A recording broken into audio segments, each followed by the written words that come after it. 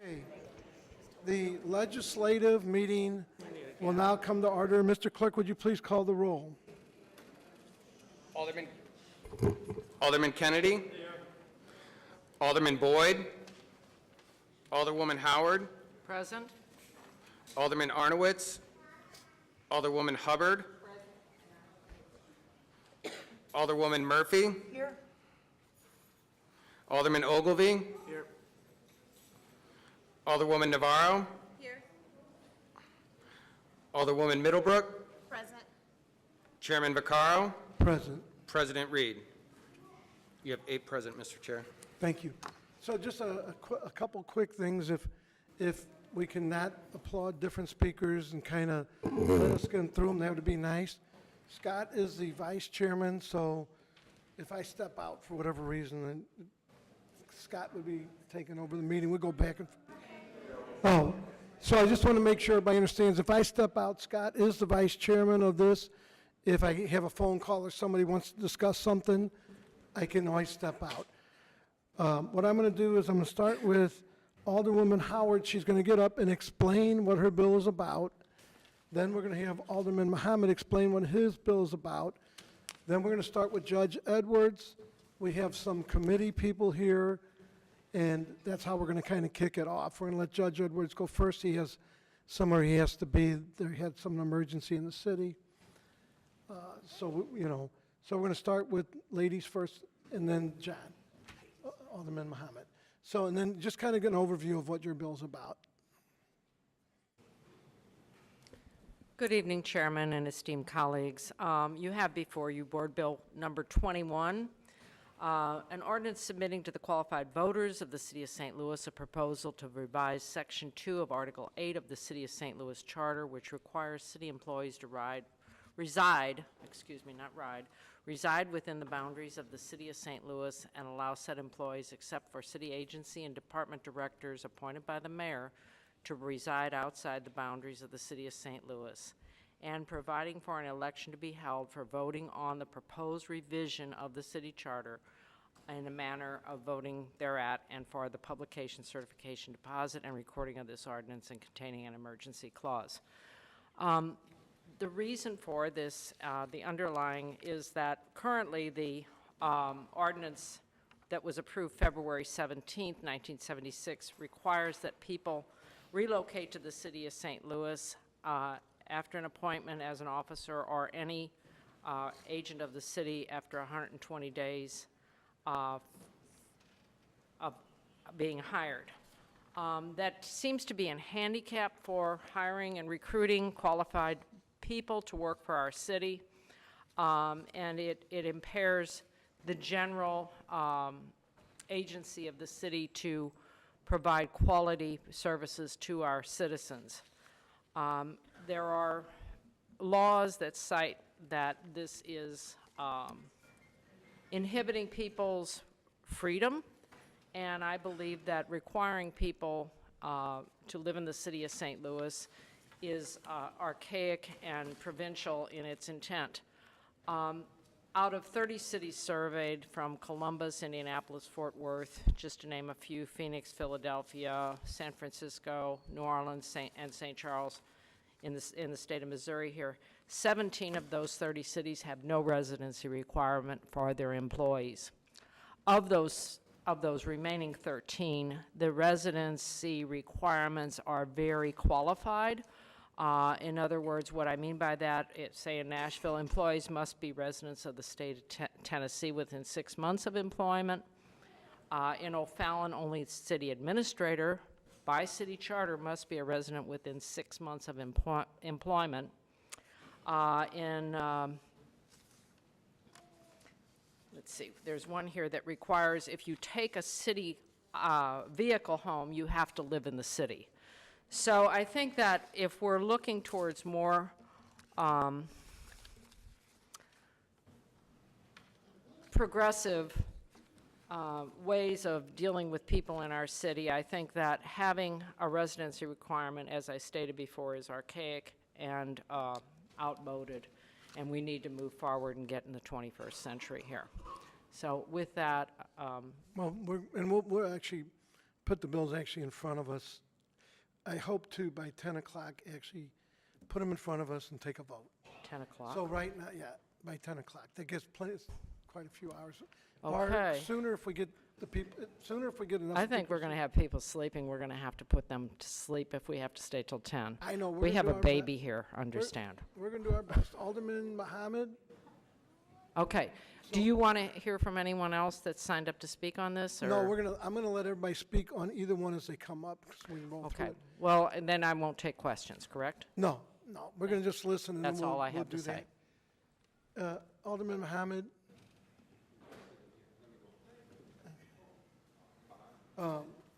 If you can just give us a brief overview of what your bill does, maybe why you're doing it, and then we're going to go ahead and have Jimmy Edwards start, and then committee people, and we're going to see if we can move through this. Whenever you're ready. Well, I'm ready for you. No, thank you. Well, thank you, Mr. Chairman, and thank you, committee members. And thank you to the residents who came out to voice their opinion and their concerns about the future of our city. So, thank you all for coming out as well. Speak loud. Well, we can get closer Speak into the together. mic. I'm kidding. No, just kind of in the mic real close, John. Thank you, Mr. Chairman. Board Bill 25 puts ward reduction, Proposition R, back on the ballot to let voters decide once again if they want to see our wards in our neighborhood decrease. And we need to.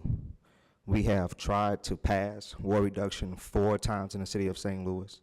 In those 4 times, it failed. Now, somehow in 2012, it squeaked by, maybe because local control was also on the ballot, and everybody just voted yes for whatever they saw. We keep doing the same thing over and over again, and it finally passed. So now we want to give voters the opportunity to go back to the ballot box and choose if they want to see their neighborhoods decrease, to choose if they want to see accountability decrease, if they want to see voter demographics decrease as well. Since 2012, we see an influx in our voters' demographics. You see more young people voting. You see more senior citizens voting. You just see people getting actively engaged in the civic process. And we want those voters to have the same opportunity voters had back in 2012, and that's choosing to go to 14 wards. Now, of course, I stand in opposition of going to 14 wards, and that's because I do not want to see our communities gerrymandered, and that's exactly what it is. Ward reduction is nothing but racial gerrymandering. You're taking out black elected officials, and you're going to replace them with white ones. Our communities cannot afford to see elected officials go away. Black aldermen have an impossible job. Aldermen first. Any alderman has an impossible job. But in terms of being an alderman in North St. Louis, it's completely different. We get those phone calls about your neighbors getting shot. We get phone calls about vacant and turned down buildings. There are 12,000 LOA properties in the city of St. Louis. 11,000 are in North St. Louis. 2,000 are in my ward. I get those calls when a neighbor wants that house down. Not the building commissioner, not the neighborhood improvement specialist, not anyone else. I get those calls. And I'm the one that guarantees them that that building will come down. When they feel unsafe in their streets, I get that call. I'm the one that can guarantee them that a police officer will be there and that you can feel safe because you're a taxpayer and because you deserve to feel safe in the city of St. Louis. It's hard to imagine what our communities will look like if we decrease. I want us to all really think about that. Now, we talk about that this will create equity, or this will establish equity in our government system. No, that's not true. Equity and equality is 2 different things. Equality is treating every person the same. In this case, treating every neighborhood the same. That means treating North St. Louis like it's South St. Louis. But we don't. No, let's, My portions- no cheering. My portions of North Grand don't look like South Grand. College Park don't look like Tower Grove. Hyde Park don't look like Shaw. So this is not about equality. This is about equity. Equity is giving every neighborhood or every ward the opportunity or the access to succeed and thrive. And that does not happen when you reduce accountability. That does not happen when you reduce aldermen. Our neighborhoods deserve to have representation. And that's what we have right now. With all of our derelict buildings, all of our crime, all of our lack of investment, whatever it may be, but it's North St. Louis. And I love North St. Louis. And I'm going to fight for North St. Louis. I'm going to fight for my neighborhoods. I'm going to fight for my ward. Not because I want to hold on to some job that only pays $37,000. We all know. It's all public record. But I'm fighting for North St. Louis because that's where I grew up. I know what it means to play basketball on Fairground Park. Hey, John, No, please Mr. this way. Man, please. In my first fight, I got in Fairground Park. I know what it means to go to the corner store and not have any money, but the cashier says, go and get that soda, young man. I know what it means to walk home from school and sit on every step trying to finish your homework so when you get home, I can play the video game. That's what North St. Louis is. I love North St. Louis, and I'm going to fight for it. And I'm not letting anyone, any policymaker,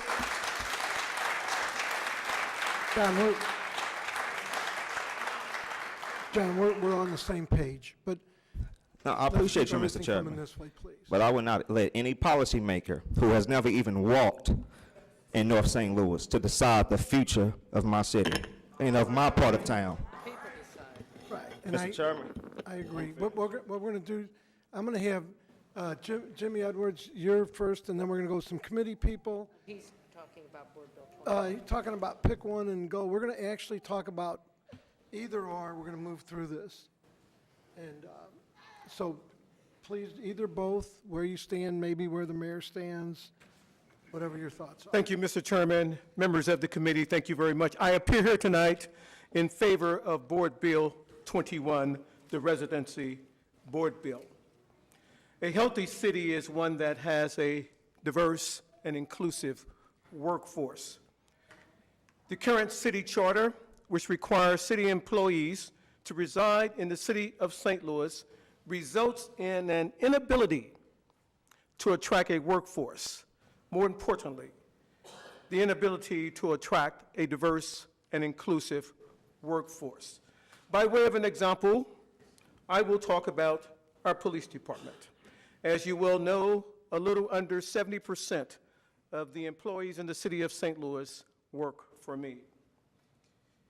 The St. Louis Police Department is authorized with 1,314 commissioned officers. We are currently down 137 officers. If we continue with this pattern, by 2020, we will be down over 300 police officers.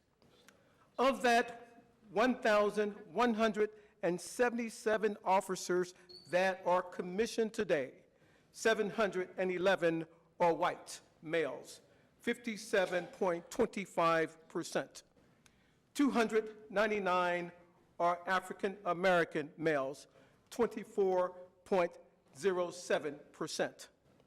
37 other, Latinas and others, at about 2.98%. There are 113 white females, 9.10%. 74 are African American females, 5.96%. 8 are others, 0.64%. Currently, 700 of the commissioned officers reside outside of the city of St. Louis.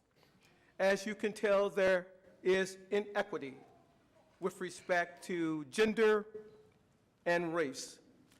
I believe that in order to equalize life's chances and to make sure that our city is policed equitably, it is necessary that we have folk on the police department that represent the number of citizens and the makeup of citizens in the city of St. Louis.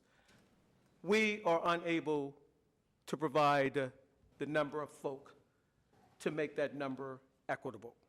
It is important that I have the ability to look at high schools like University City, Berkeley High School, Ferguson.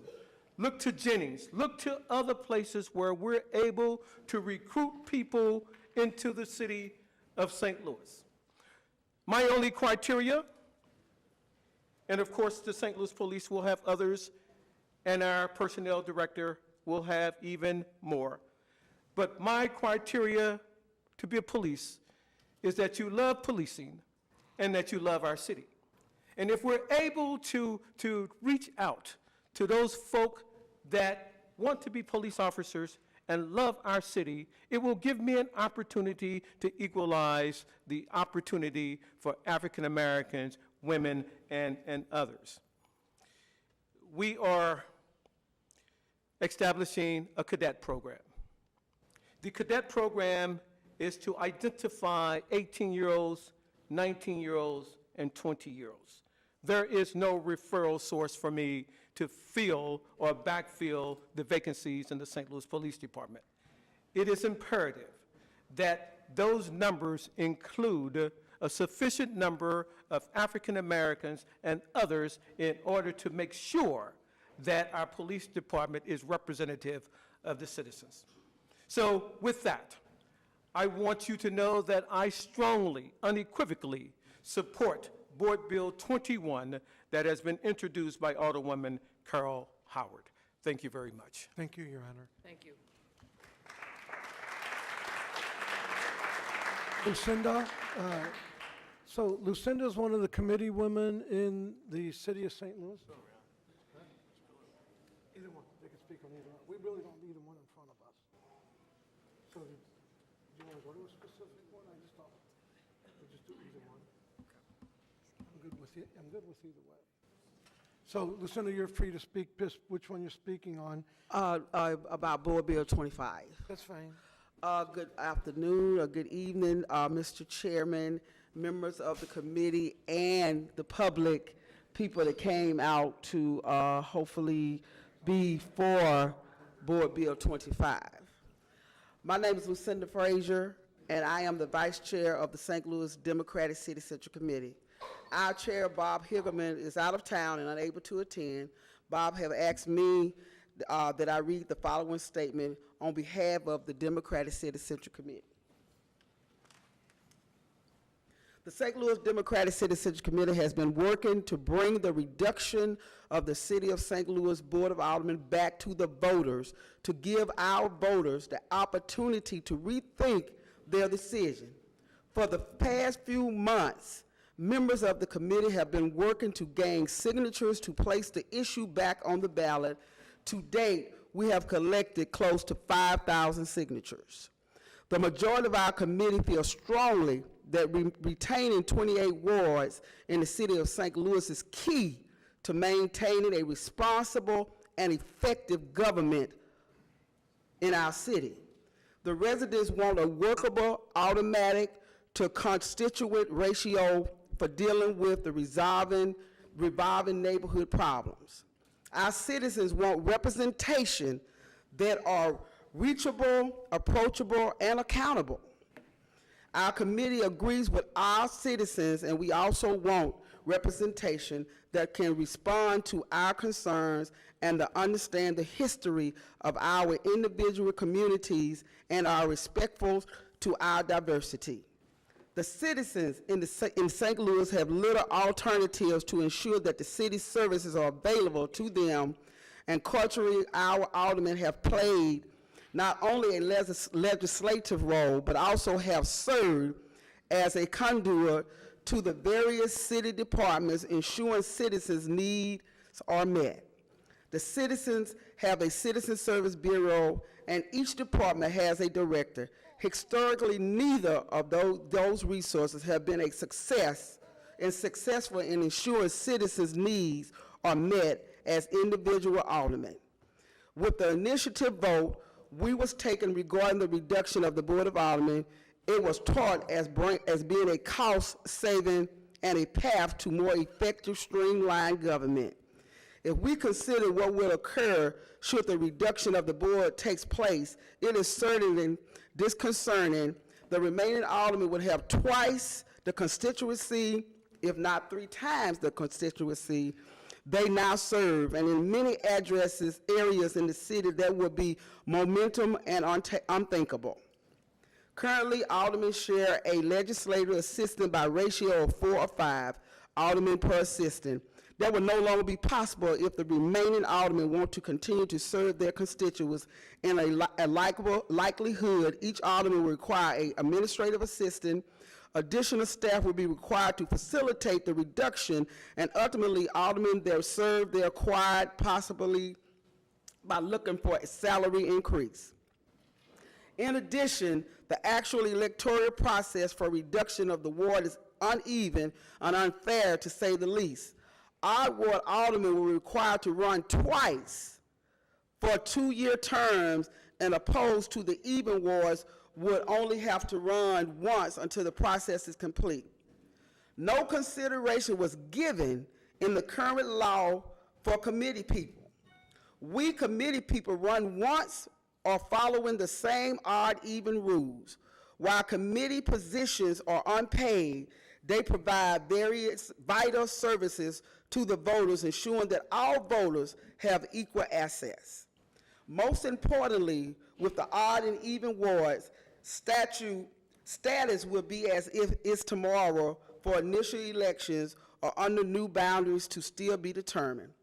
Confusing at best, and certainly subject to lawsuits to ensure the legality of the election process. The possibility of litigation brings with it additional costs to the citizen.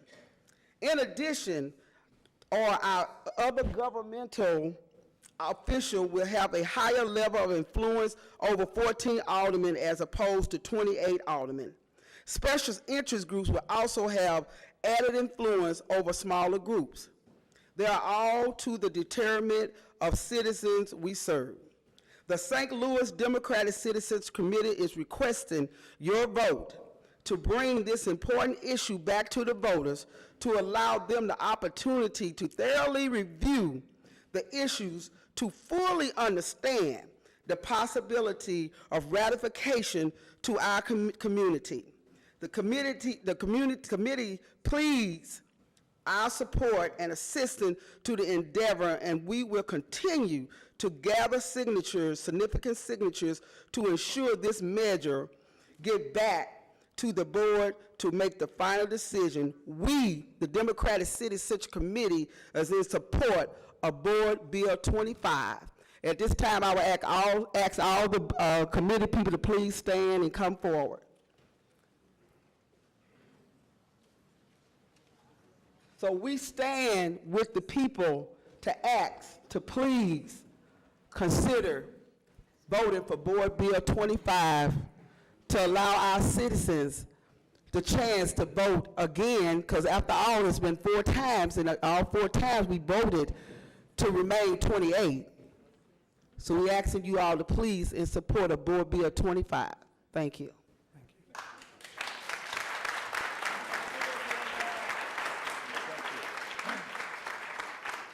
So, next up, we got, Point of order. yes, I'm a member of the Democratic Central Committee, but I was not at the meeting where we all voted. okay, I'll let you come up and speak after Jesse Todd. Okay. Are you, Jesse, you're signed on the list, because That's fine, yeah. First of all, thank you, all the people. I would like to thank the residents for coming out.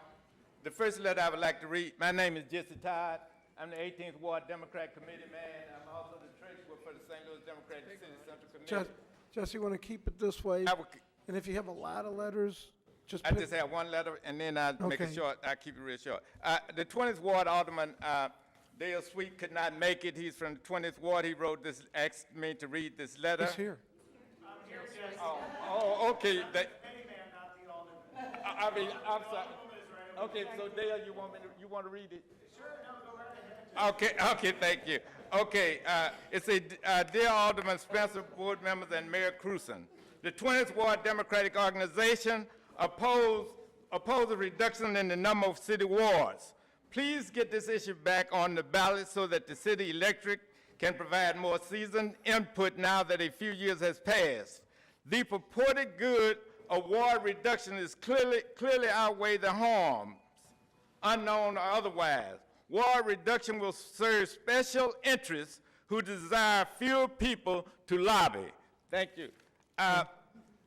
Now, first of all, water reduction was based on misinformation. They said it would save money, it will not save money. Secondly, water reduction will eliminate 28 volunteers, which would be committee people, 14 aldermen, which would, alder people, which would end up being 42 people that you would no longer have access to.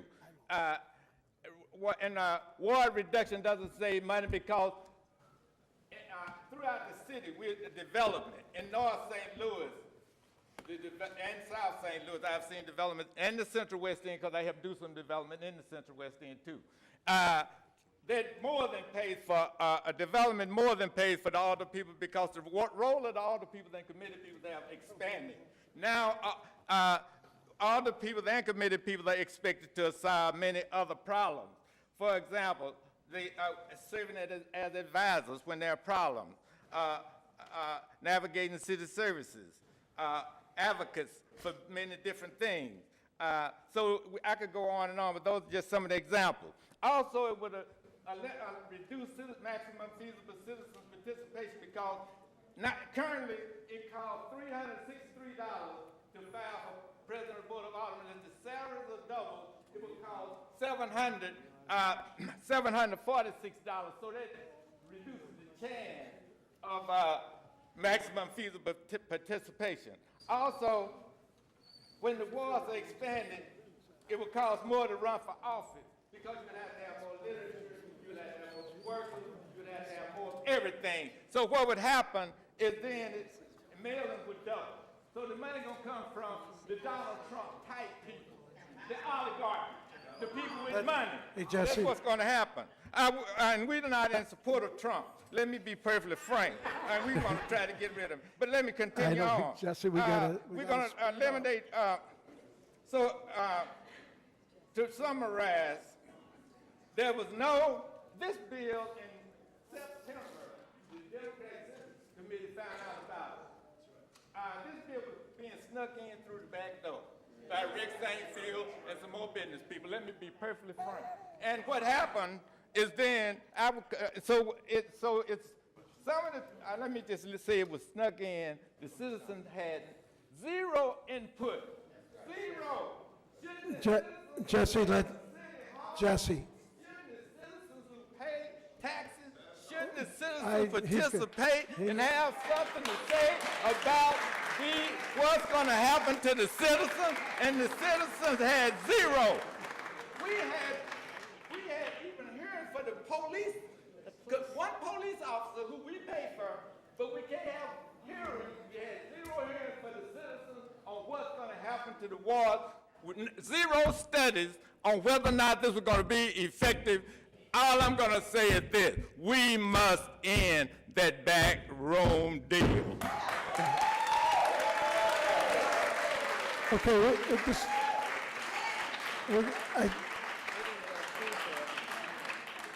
want to do that now, or do you want to hear from the other guy first? I'd like to. Jesse, Vice Chairman Ogilvy would have a couple questions. Any of the members of the committee that want to jump in can. Scott is the vice chairman of this committee, and he has questions, and members of the committee may have questions. We're going to try to keep them light so this meeting don't go on all night. And next, we're going to, after these guys go back and forth, we're going to have the next committee man that was against it, so. Good evening, Mr. Todd. How you doing? Fine, how are you? We're fine. You made a number of claims passionately, I sure did. but I was around in 2012 when this was voted on, of course. I know you were too. This was a, Proposition R was on the ballot in November of 2012. It was a presidential election, as you recall. I know. Voter turnout in that election was 74% across the city, which is high, as you know. I know it was. President Obama was on the ballot in that know he election. was. So that was, it's the biggest turnout, we're reasonably going to get, 74% of registered voters. So you made the claim that voters didn't get to weigh in on this, which seems contrary to the facts that 74% of registered voters in the city weighed in on it in that election. Okay. You want me to answer after you say what you got to say? My answer is that you had local control. We didn't have a chance to educate the people, educate the voters on Jesse, keep, and also, let me tell you something else. Since you're from South St. Louis. I'm not from South St. Louis. Central, I know where you are, because I've been to some of your stuff. Okay. Now, Jesse, keep everything coming this way, please. what happened was that not one sign, not one advertisement was done that I saw, I have heard of in North St. Louis. So this was geared to keep North St. Louis shut out of the information, and then it allowed some Republicans, which everybody sitting here is a Democrat, and I'm so surprised that the Democrats wouldn't go to the main base of the Democratic Party and inform us. So the answer is, it was shut down in our community. Shut down. The information was, we did not get there. It was done on purpose, and let me be perfectly frank, it was racist. That's what it was. Any other questions? I do have some other questions. Jesse, he still has questions. Go ahead. So you made a reference to Rex Sinkfield. Right. Right? What is your claim that Rex Sinkfield had anything to do with this? Let me answer your question. Yeah. When the committee that funded this bill was eliminated, when it was abolished, it's called All Children's Matter. The money went to All Children's Matter, which is run by Rex Sinkfield, who is a Republican or Libertarian who has been going around spreading big money to those politicians who would take it. Right. So you know that I'm not a Rex I fan. didn't say what you are. I'm saying Right. if you're not guilty, but I'm saying he has given a lot of Democratic politician money. He sure Can you has. agree to that? Oh, he certainly has. He hasn't. Okay then, so I'm not saying who took it, I'm saying that he was one of the people who sponsored it because he went back to his organization. That's how I know, and I can give it to you the next time I come down there on a Friday, because I made a copy of it, and it came from our 7th Ward committee woman. So I was very involved in that campaign. We spent I want to get the number right. It was something like $14,320, which is not very much money to run a citywide campaign. Not very much money. First of all, you didn't run a citywide campaign because you didn't. You only ran it in South St. Louis. So how? Eliminated. So why would you do that when the main Democrats are in North St. Louis? So you ran a Republican campaign. And you have a lot of African-American Democrats in South St. Louis, so when you got through, you really ran a Republican campaign, not a Democratic fair campaign. So how many Republicans are in the city of St. Louis? I don't know the exact number, but I can tell you one thing. There are a lot of wards in South St. Louis that has many more than in North St. Louis, and that's where the campaign was geared towards. Maybe 10%? I say I don't have it in front of me, but I'm telling you, Let's agree it's on not. election, I can tell you, for president, it goes up above 30%. It can't be more I'm than. not going to argue about the numbers. I don't have them in front of me. I'm saying that you did not campaign in North St. Louis. I personally went anywhere that would have me. Well, I didn't see any signs, and I asked everybody else, and they didn't see any. We didn't have very much money for signs anywhere. I delivered signs to whoever asked for them. You didn't call the committee people. You guys were against it. Well, you didn't want a fair campaign. Well, So, anyway, shouldn't you have, if you wanted it fair, you would have mailed to everybody, you would have given signs to everybody, then you would have had the voters to decide, and you would have given them information to everybody. I got 0 mailing, and I called all of my people who vote, most of them, and they said they didn't get any literature on it. so We didn't send any mail because we only had 14,000. Well, wait. We didn't send mail to anybody. Where did the mail? What did you do with the money then? What did you do with the $14,000? We bought a television commercial.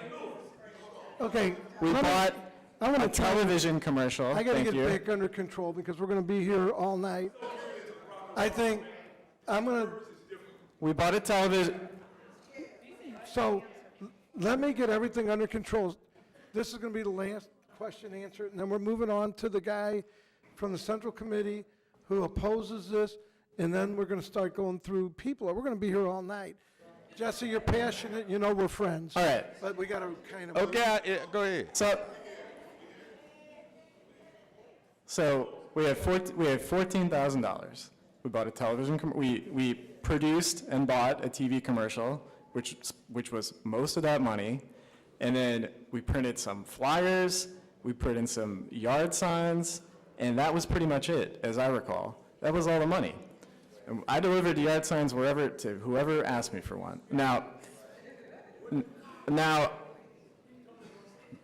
you cannot claim that Republicans passed something in a city where 85% of the people are Democrats, 61.5% of voters voted for this change. There were 30,000 more votes for yes than for no in that election. Let me tell you what happened more too. votes. In 2004, there was 61% and there was 61% that voted in 2004 to keep the wars at 28. And that's- and no, just a minute. What happened was you all went out there, some people from South St. Louis went out there and gave out misinformation. And then you encouraged them, being the misleaders, to vote to eliminate the wars with the misinformation without having a hearing and rush the job through, and that's what happened. I think, Mr. Todd, I think you're making my argument for me. Your claims that aldermen are so crummy that we're just out there misleading and misinforming everybody. Maybe we don't need 20. We're gonna move on. Okay. We're gonna, Scott and Jesse, you could argue. We're gonna move on. No, are you the committee man that was opposed to it? What's that? Are you the committee man that was opposed? Art Perry? No, Art Perry's next, and then we'll go down the list. Okay, are we going on the list? We said once the committee people, I'll let you go after Art Perry, but we have to go with Art Perry. You're next, so just kind of stay up front. I'll make sure you're next. Art? Good evening, everyone. My name is Arthur Perry Jr. I'm a member of the Democratic Central Committee, longtime voter. I've lived in, what's my number? I've lived in 7 different wards in this city, and I've participated in the political process all of my life. And I'd like to do the numbers that I put together, the few words, for you all to understand. To the voting public of St. Louis, the idea of ward reduction from 28 to 14 wards is not an attempt to deprive African American voters of voting strength. Ward reduction is an opportunity to begin a streamlining process when making decisions for our population that is 1/3 of what it was when we had more than 900,000 voters, taxpaying citizens. Cities such as Kansas City, Nashville, Atlanta, Indianapolis, even Omaha are moving beyond us and surpassing St. Louis and being ready for the future. Ward reduction is not an attempt to bring down or break down black wards. In referring to the Delmar Boulevard as the modern Mason-Dixon line is a misnomer as to the population of our city. There are more African Americans, citizens living south of Delmar than north of Delmar. For the past 15 years. All right, since Chairman Vaccaro has stepped aside, as Vice Chairman, I'm going to insist that we respect the speakers who are at the podium, and we do not shout over speakers who are at the podium. Everybody here who has signed up can have their say, and nobody, regardless of their opinion, should be shouted down while they're expressing their opinion. Thank you. One more time. Please continue, Mr. Perry. The population of our city, there are more African-American citizens living south of Delmar than north for the past 15 years. You all can check it out if you want. Furthermore, the 11 wards mentioned in the article by the 21st Ward Alderman, 2 of them have a white majority and are growing in their residential and other developments. Most of the wards of North City mentioned in the article have grown over the recent 20 years in square miles, trying to capture enough voters to qualify as a viable ward. Hence, looking at the city ward map will show that the discerning voter that all of the wards south of Lindell have fewer square miles.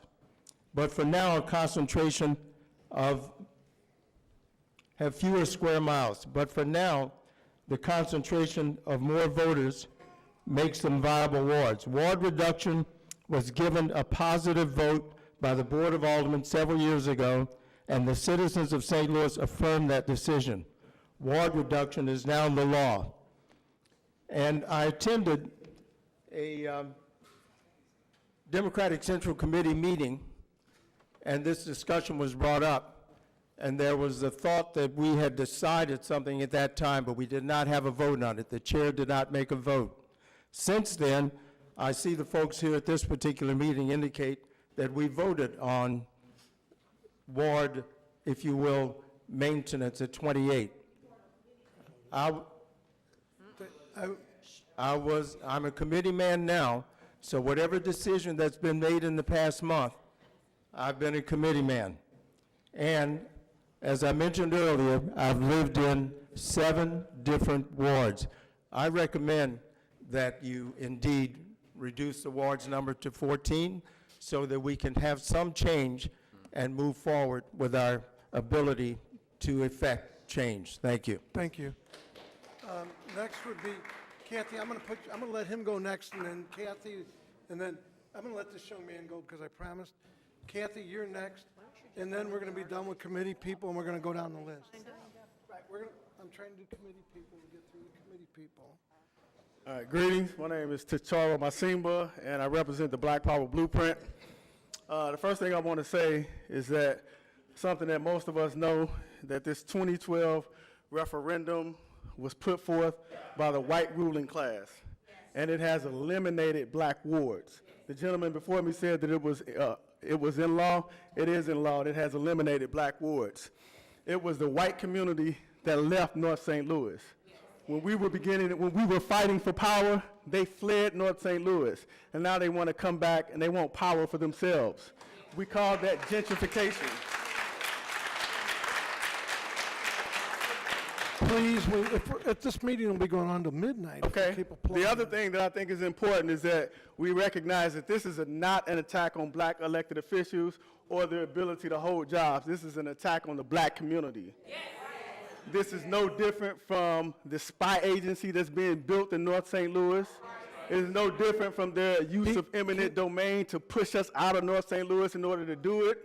This is no different from the Team 4 plan that has systematically drained North St. Louis of all resources, and this is no different from the gentrification that is now coming to replace the black people that they have driven out of North St. Louis. We want people to know that this is an attack on the future of black people and our ability to fight for black community control of the police. It is an attack on our ability to fight for reparations. It is an attack on our ability to fight gentrification. Thank you. Thank you. Kathy, and then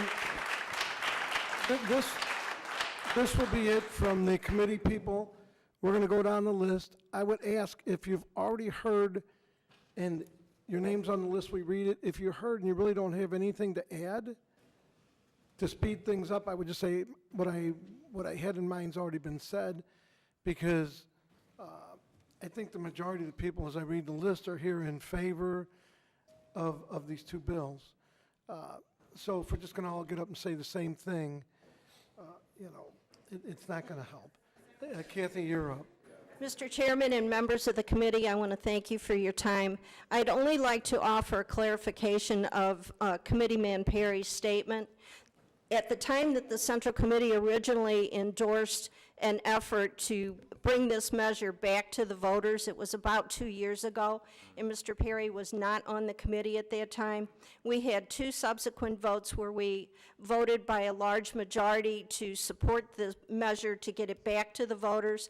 We, in fact, also passed a measure to gather signatures on through an initiative petition drive, and so the Central Committee, the large majority of us did vote, and Mr. Perry was right. On 2 Saturdays ago when we had our meeting, there was a motion made that was seconded, however it got tabled, and that motion was to reaffirm our support for this measure and to also ask the Board of Aldermen to join us in our endeavor. I'm just trying to clarify what occurred. Thank you. Keep it really short, because we're going I'll to keep, move on. I promise, Mr. Chair, I'll keep it short, I promise. Thank you to the Mr. Chair for holding this meeting, members of the committee for being here tonight, and all the public for coming out for an important discussion. My name is Rasheen, I'm the 5th Ward Committee Man, and I just want to talk about Prop P in 2012. I may be young, but in 2012 I was just graduating, and I actually remember that one because I was able to vote for Obama the first time. But I also remember it was a lot of things on that ballot, and one of the things that we're talking about, such as Prop R, was not something that was really educated or in our communities being talked about. It was being a one-sided pro-side, saying that this legislation is going to make city more efficient, we're going to save money, and a lot of lies that were told to everyday people. But I think the issue here is that people want to feel that they have representation. People want to feel like they have a voice. And this legislation, by shrinking it down with not having a process, I mean, we're 6, 7 years in, going to be rolling 8 years in, there's no process to make sure this is an equitable legislation that's going to take care of all of our cities. So I hope that you all and the members of the board will stand and make sure that you support Board Bill 25 and give the people of the city of St. Louis the opportunity to vote on it, because I hear a lot, oh, why are we doing this, why are we doing this again, but this is what democracy is about. People come together saying, hey, we wasn't educated, we didn't have an opportunity to really understand what happened, can we have a process where we can have a say-so on this? So we know that by shrinking this down, that it also, it hurts, let's just be real about it, it hurts North St. Louis, it hurts the black community. It does not, after all these years of we've been saying we're one St. Louis, this does not create a one St. Louis, and this does not make us an equitable place where we all will be not just equal, because we understand in some communities they don't get the same resources, they don't have the same starting playing field. So how do we make it equitable for everybody? And in that way, I think by keeping 28 wards is the way to go. So thank you. Actually, hang on.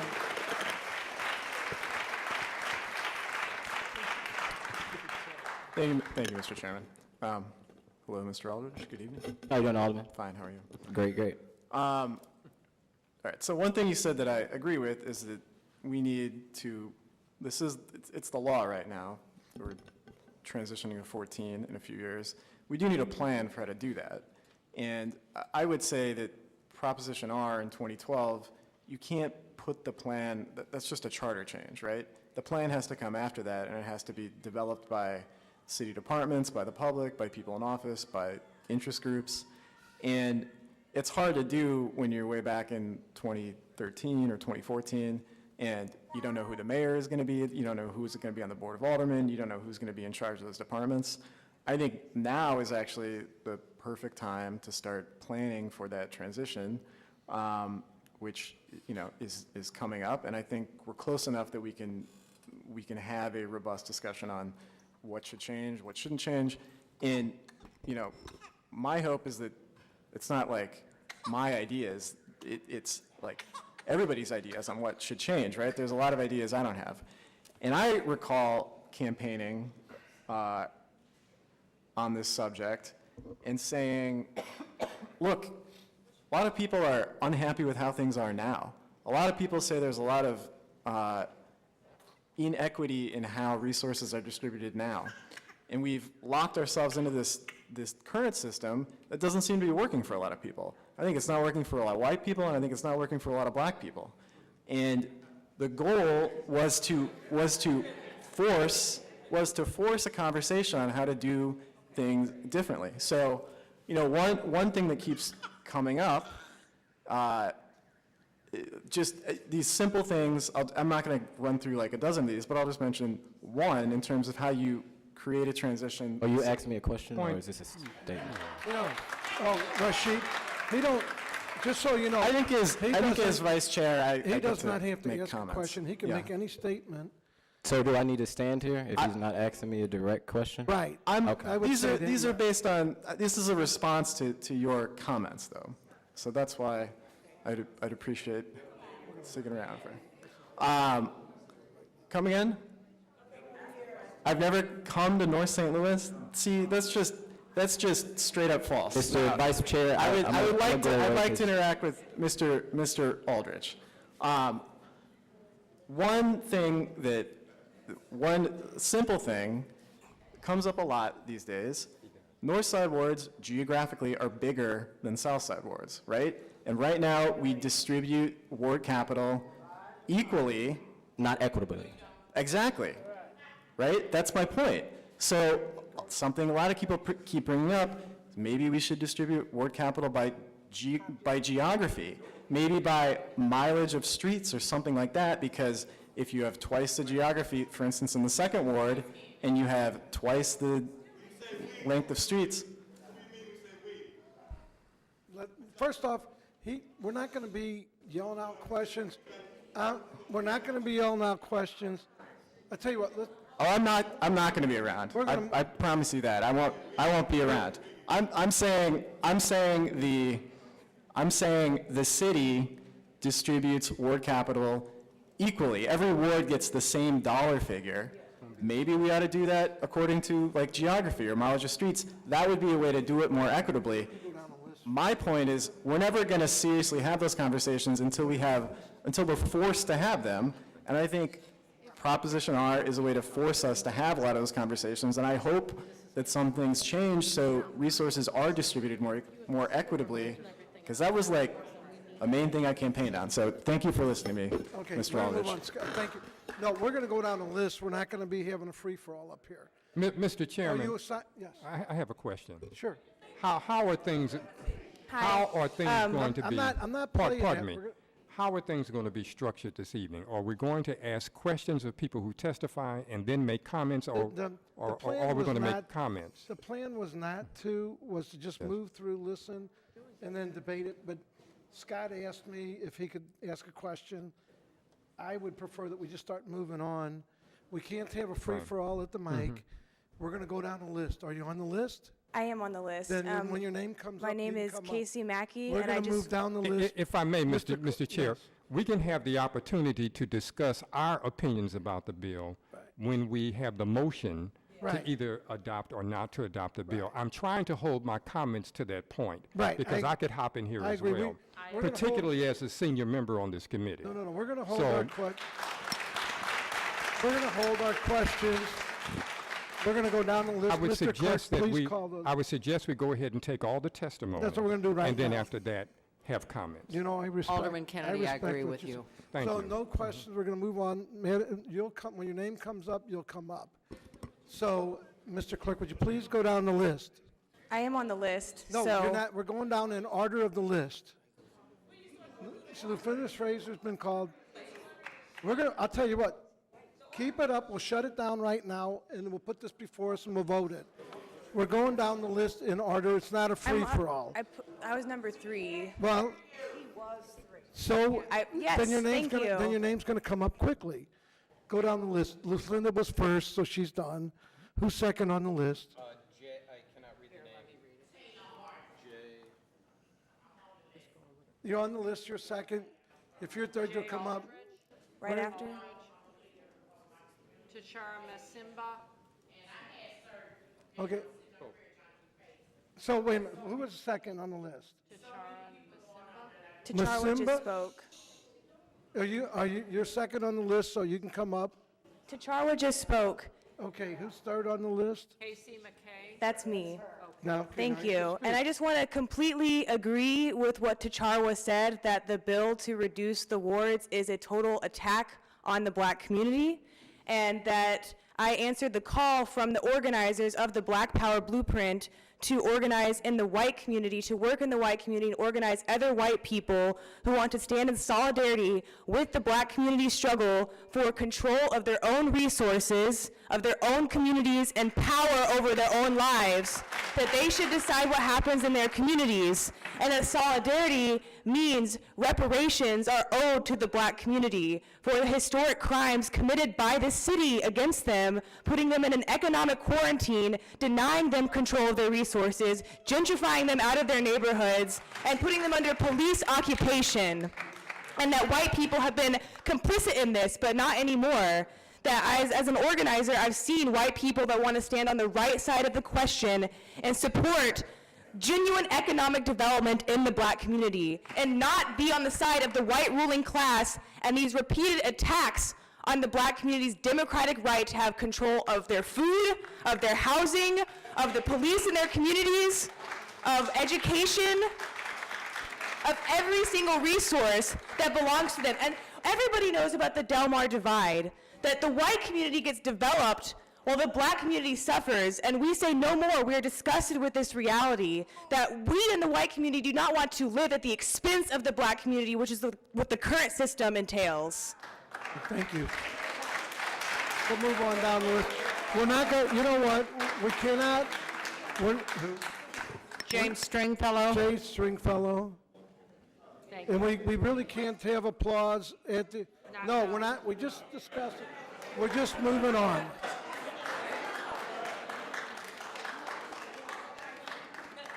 Yes, I am James Stringfellow.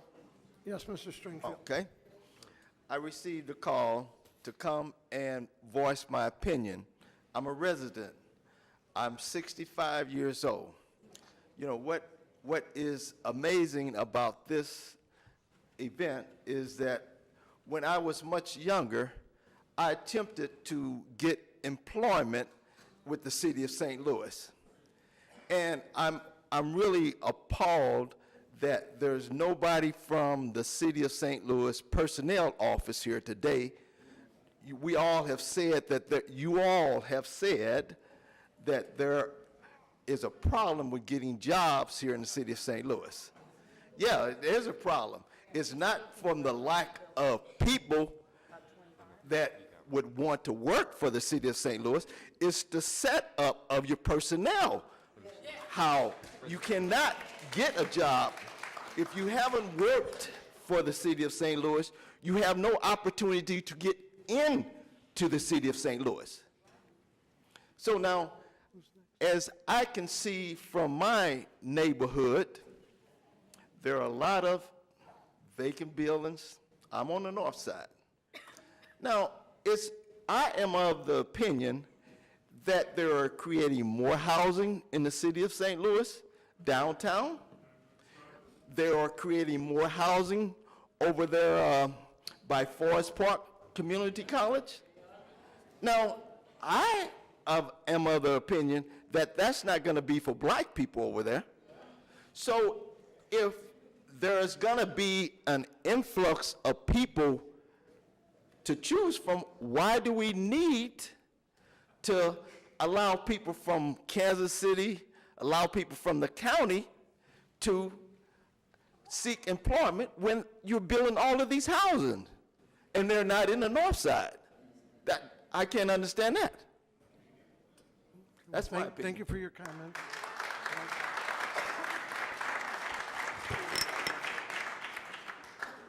Taylor, not Nels Taylor? Nels Taylor? Nels Taylor, I'm sorry, I might be mispronouncing your name, honey. she'll do a better job of it than me because I'd have it all messed up. Yes. Uhuru. Uhuru is a Swahili word that means freedom, and I greet everyone with Uhuru because I feel that freedom should be on the minds of African people, freedom from colonialism at all times. So, Uhuru. I am a sophomore student in the SLPS district at the Collegiate School of Medicine and Bioscience. It's 5 years old, so it's a fairly new school. And I always ask people of my age range, do you vote? And if so, why or why not? And the answer I mostly get is no. And they proceed to say, it's because either I don't feel represented or I feel like my voice isn't being heard. And if you reduce the amount of aldermen that we have, that's reducing accessibility to be able to talk to the aldermen, and it's also reducing our ability to be able to put things that we actually want on the bill. We feel like it's an attack from upper-class people who've never even seen Walnut Park, Fairground Park, Penrose Park, none of this, people who are deciding for us, and they've never even seen where we come from. We want things on the ballot, such as community control of the schools. So as I said, my school is only 5 years old, and we don't have enough books to take home. And the few books that we do have are falling apart, when in other districts, they have it to where they have iPads in the classroom. So we feel that that's a major contradiction. We also want things like housing. As Alderman Muhammad said, we have over 2,000 abandoned buildings in the St. Louis area, well, in my ward. And there's every other corner you see someone asking for change, a homeless person. How is it that we have all these homeless people in all these abandoned houses? We feel that that's a major contradiction as well. We also would like representation of the food, so like the money is being distributed equally, but we have all the abandoned houses, and on the south side you can drive and you see Chipotle and Starbucks, and you go on the north side, we have this thing called Hamburger Hill, where you have White Castles and McDonald's, things that are basically destructing our bodies, and we would like to choose what it is that we have in our neighborhoods. We also would like reparations to our community, because even though the things may have happened so long ago, they affect us to this very day, to where I could walk into somewhere and might not get a job because of the social construct that has been placed. So,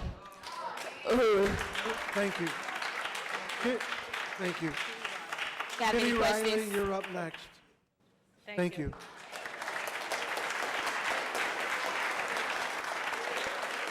Kitty Riley, are you here still? I believe she's coming up.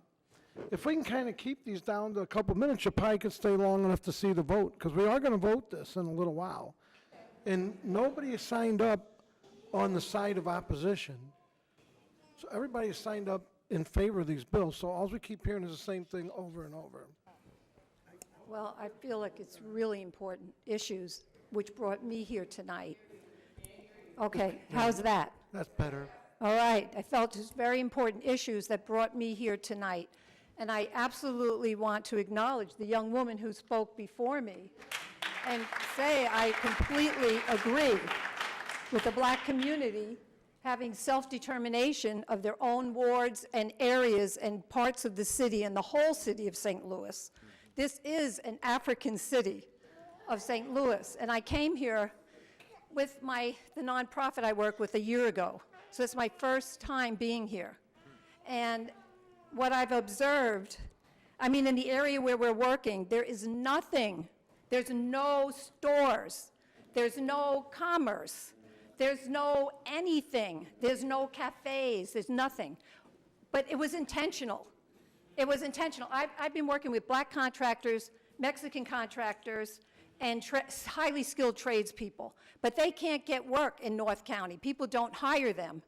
They probably won't be able to get work with this big giveaway job thing with the NGA either, because of the restrictions put on African people in this country and in the city. And I really have a problem with this man over here and what you said earlier. You know what, though?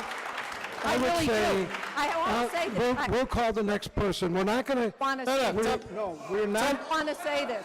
We're going to. I have a problem with you. You know what? We're ending the meeting right now. I said at the very beginning of this, I got a if right it gets to out of speak. control, we will end it. Nobody's going to criticize anybody here.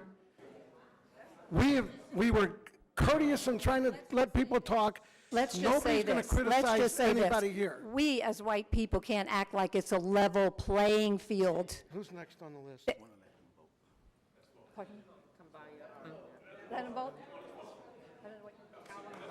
Okay. Kalambaya Arnett. Would you guys want to keep coming up and testifying, or do you want to go to a vote? No. A lot of people came. Would you guys want to start to bring this to a vote, or do you want to keep coming up? Why are you asking? Well, because, You're the chairman. You're the chairman.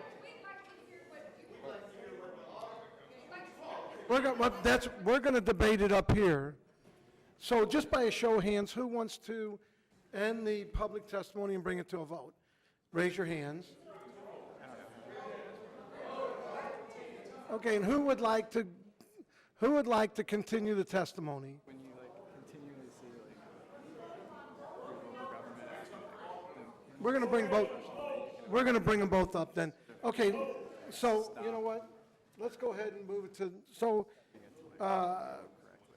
Carol, do you want to, I guess, well, let's, since there's a lot of interest, let's put John Mohammed's bill.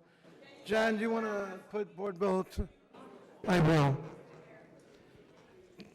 Alderman Mohammed, would you like to put, well, would you like to put Board Bill 25 in front of us? He's going to be the one telling us. He's the alderman. So I will make a motion Thank you, Mr. that we Chairman. put Board Bill 25 in front of us for debate. Second. It's been seconded. Mr. Clerk, would you please call the roll? Alderman Kennedy? Aye. Alderman Boyd? Aye. Alderwoman Howard? Aye. Alderman Arnowitz? Alderwoman Hubbard? Aye. Alderwoman Murphy? Aye. Alderman Ogilvy? Aye. Alderwoman Navarro? Aye. Alderwoman Middlebrook? Aye. Chairman Vaccaro? Aye. President Reed? You have 9 ayes, Mr. Chair. Alderman Mohammed, continue. And at this point, we will go through the list of aldermen for, by seniority to Alderman Mohammed. Well, thank you, Mr. Chairman, and I appreciate your leadership in calling a quick and expedient meeting to talk about this very important and pivotal issue about ward reduction. I think the sentiments of the public are clear. We want a second chance at the ballot box. So, Mr. Chairman, I hold all comments. I yield to you. Alderman Kennedy, I apologize. You're first. Any questions? No questions of the sponsor, no. Alderman Boyd? Excuse me, Mr. Chairman, if I may. No questions. A comment. Yes. I would like to publicly thank Chairman Kennedy, who is the chairman of the African Aldermanic Caucus, who has led this effort and who has kept the caucus together about this. Alderwoman Howard, any questions?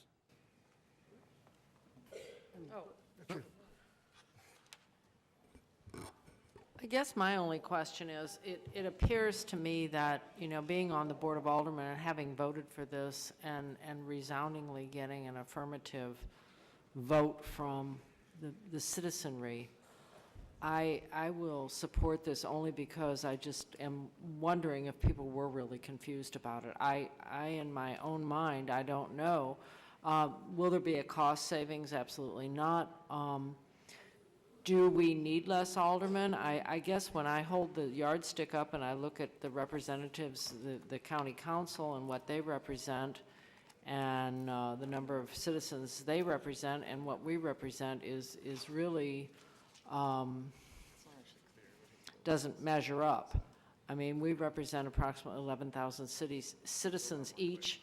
Some of us have a larger area because of that reduction in population in areas of the city, primarily the north side at this point.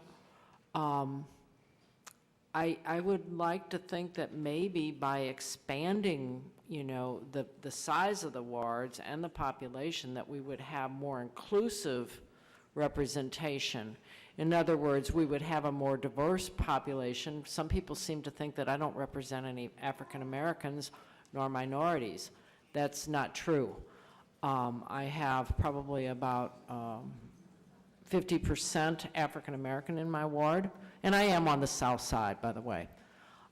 So I think we need to look at equity in terms of casting a wider net. Are we going to get more diversity?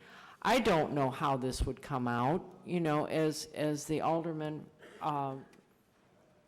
Ogilvy said, we haven't broached a planning with this because we don't have the numbers yet. We don't know where the population's going to be. So I guess what I would like to know is, do you really, what is your idea? How did you come up with the idea that you feel people have been misrepresented? I mean, do you have any data to support it? Absolutely. Thank Okay. you. Thank you. Thank you, Alderwoman Howard, for that question. That was a very good question, I believe. I think it's always important to look at the data. As I stated earlier, we have 12,000 vacant buildings in the city of St. Louis, 11,000 are in North St. Louis, 2,000 in my ward. That's data. The average income in the 21st ward is $17,500. That's data. When you look at the income gap between North and South, when you look at the income divide between North and South, you see that there is a major gap. The average income in South St. Louis across Delmar going south is $78,000. The average income in North St. Louis going north is $24,000. I think that's data. So when we talk about equity and equality, I think that we have to be fair and inclusive. And if you want to be inclusive to the city of St. Louis, inclusive to residents in the 14th ward or the 21st or the 18th or wherever they may be, I think it's fair to give them a second chance. So we Now, want to tried continue to isolate that population by doing this. How's right? it, what you mean isolate? So we're going to keep the 28 wards, and we'll still have this division where if maybe we did a reduction in numbers, we could cross that divide and have a more diverse wards. But nevertheless, I'm... No, I understand completely, Alderwoman, and I think that if we want to help North St. Louis, I think we can do it now. We don't have to wait till it's 14 wards. If 15 of us work together, then we can get anything done in the city of St. Louis. And I think we're moving towards that regardless of what my colleagues from other areas may think. But if we're able to work together, What then happens we in can. North St. Louis does affect South St. Louis, whether you believe it or not. It does. Thank you for acknowledging that, Okay. Alderwoman. I Thank you. appreciate you. Thank you. We're all one. I agree. Okay, thank you. Alderwoman Hubbard? Thank you, Mr. Chairman. I don't have any questions of the sponsor, but I do have a comment. A couple of years ago, I definitely voted against the reduction of the board.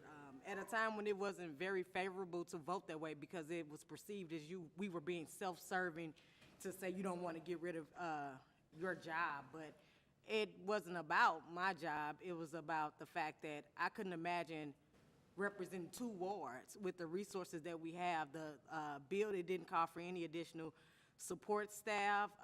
There were no other resources that would be available to us, and I saw it for what it was. You had a person that was on their way out. They were getting ready to retire, just pushing an agenda, and it wasn't in the best interest of the city, especially the people in North St. Louis who don't have the representation. And in addition to that, prior to being alderperson, I had been committee woman, and I've seen them put more money on the ground, have more literature, more resources to disseminate information for issues of lesser importance than they did for this. The ballot language was very confusing. A yes vote was a no vote, a no vote was a yes vote. So I think we deserve another opportunity for people to voice their concerns. And for me, this issue is bigger than, okay, whoever's in power only have to court 14 people instead of 28. It's about representing the people in our community that definitely need our support. Thank you, Alderwoman. Alderwoman Murphy. Yeah, just a brief comment. I wasn't on the board when it was decided. I will tell you that I voted against it as a citizen. What confused me at the time is that in a democracy, I didn't understand how less representation was better for the citizens. I understand, some of what that was, where they're coming from, but it seemed like it would be what everyone wanted to make was fewer phone calls, and they wanted the answer to be yes.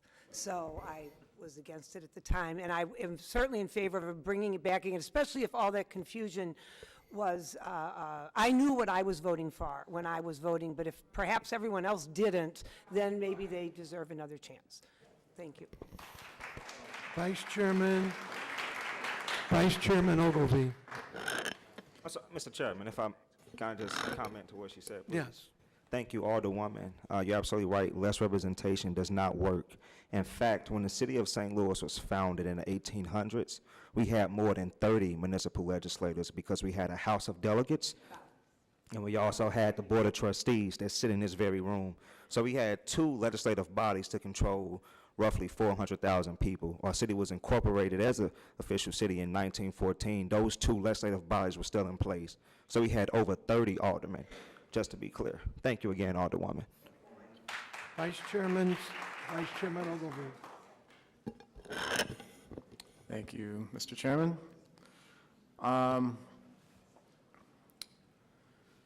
So I have a lot of comments. Sure you do. He has every right. You know, one of the arguments that this is what is sometimes hard to understand, for me to understand, is that the list of problems that you list, I think everybody would agree are problems. I agree they're problems. Everybody in the room agrees all the things you said are problems in the city of St. Louis are very real problems. Nobody is denying those are problems. All of those problems were created under the current system, under this particular system. And when I was pushing for this in 2012, I was trying to force a conversation about how to do things differently so that we would think about St. Louis and we would elect legislators who cared about and were interested in the outcomes across St. Louis. Virtually every other city in the country, every other central city, has a smaller city council or a smaller board of aldermen. They represent more people than we represent. And most of those cities, maybe not all of them, but most of those cities have better outcomes. And some of them have much better outcomes for black populations than St. Louis does. And so if it can work in other places, I believe it can also work here. But I think we are stuck in aldermen being a weak legislative branch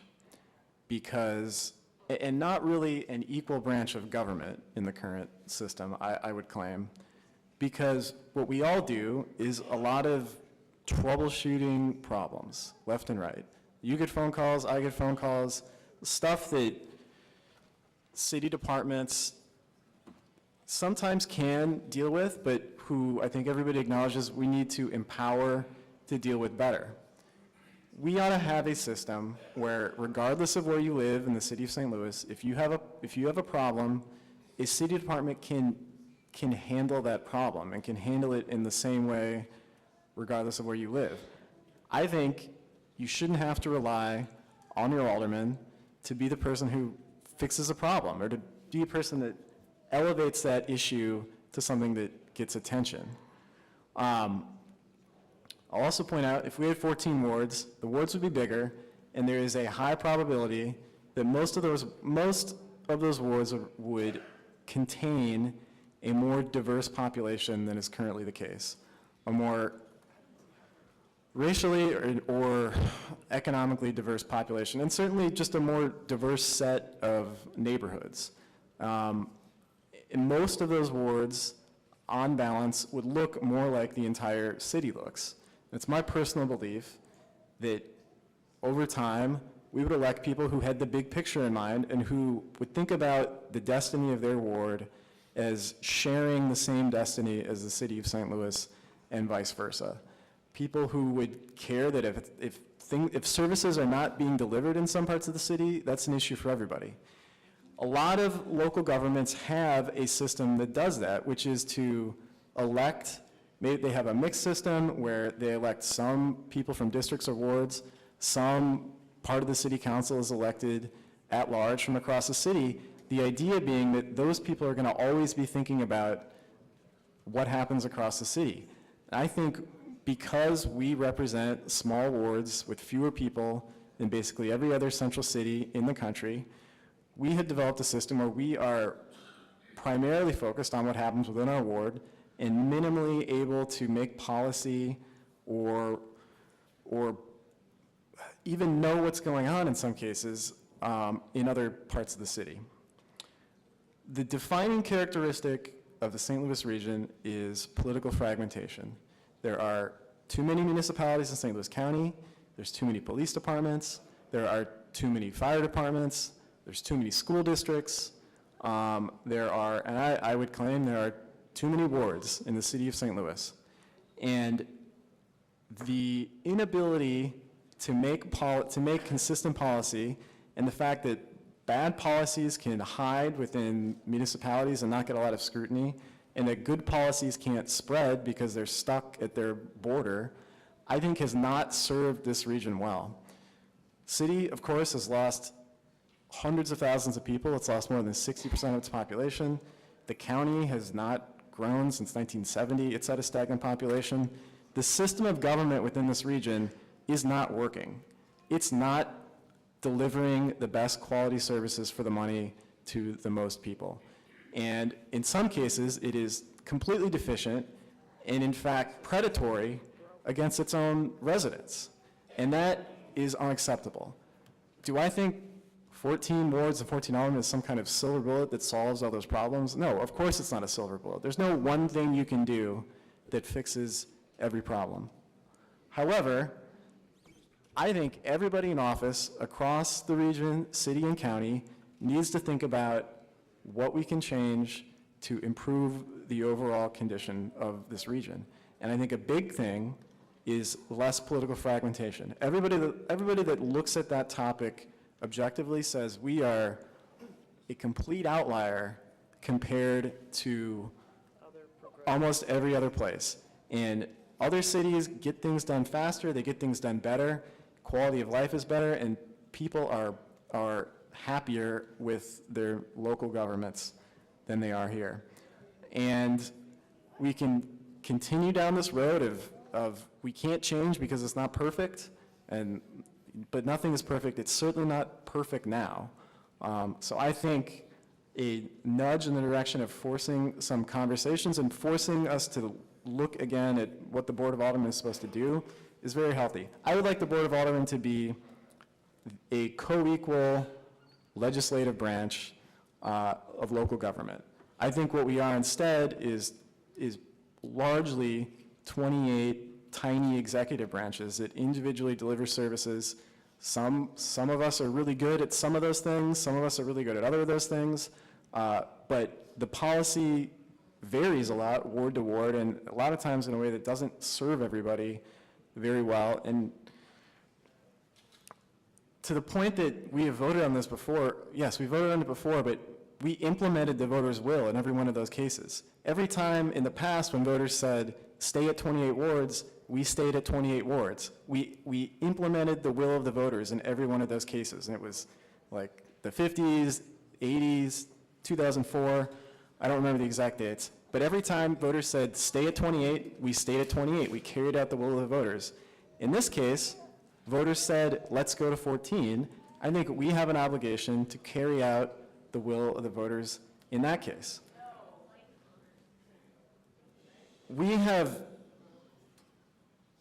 just 2 years ago, a lot of us made a big deal about an NFL stadium, right?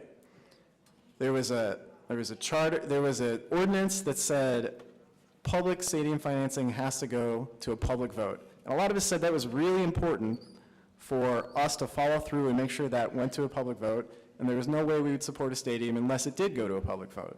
And of course, there was a lawsuit, and that ordinance got changed, and the bill passed.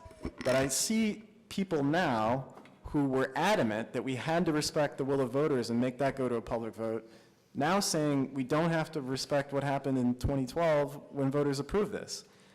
I think it's a little bit, situational, apparently, when we have to listen to voters and when we don't have to listen to voters.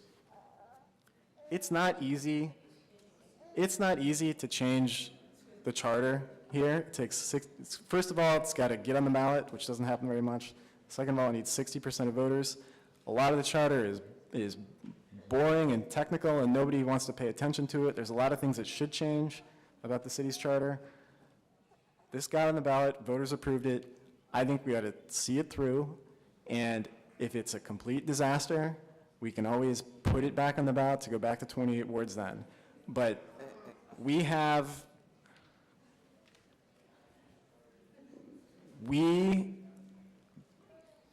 don't have, I don't think we have the government that residents deserve.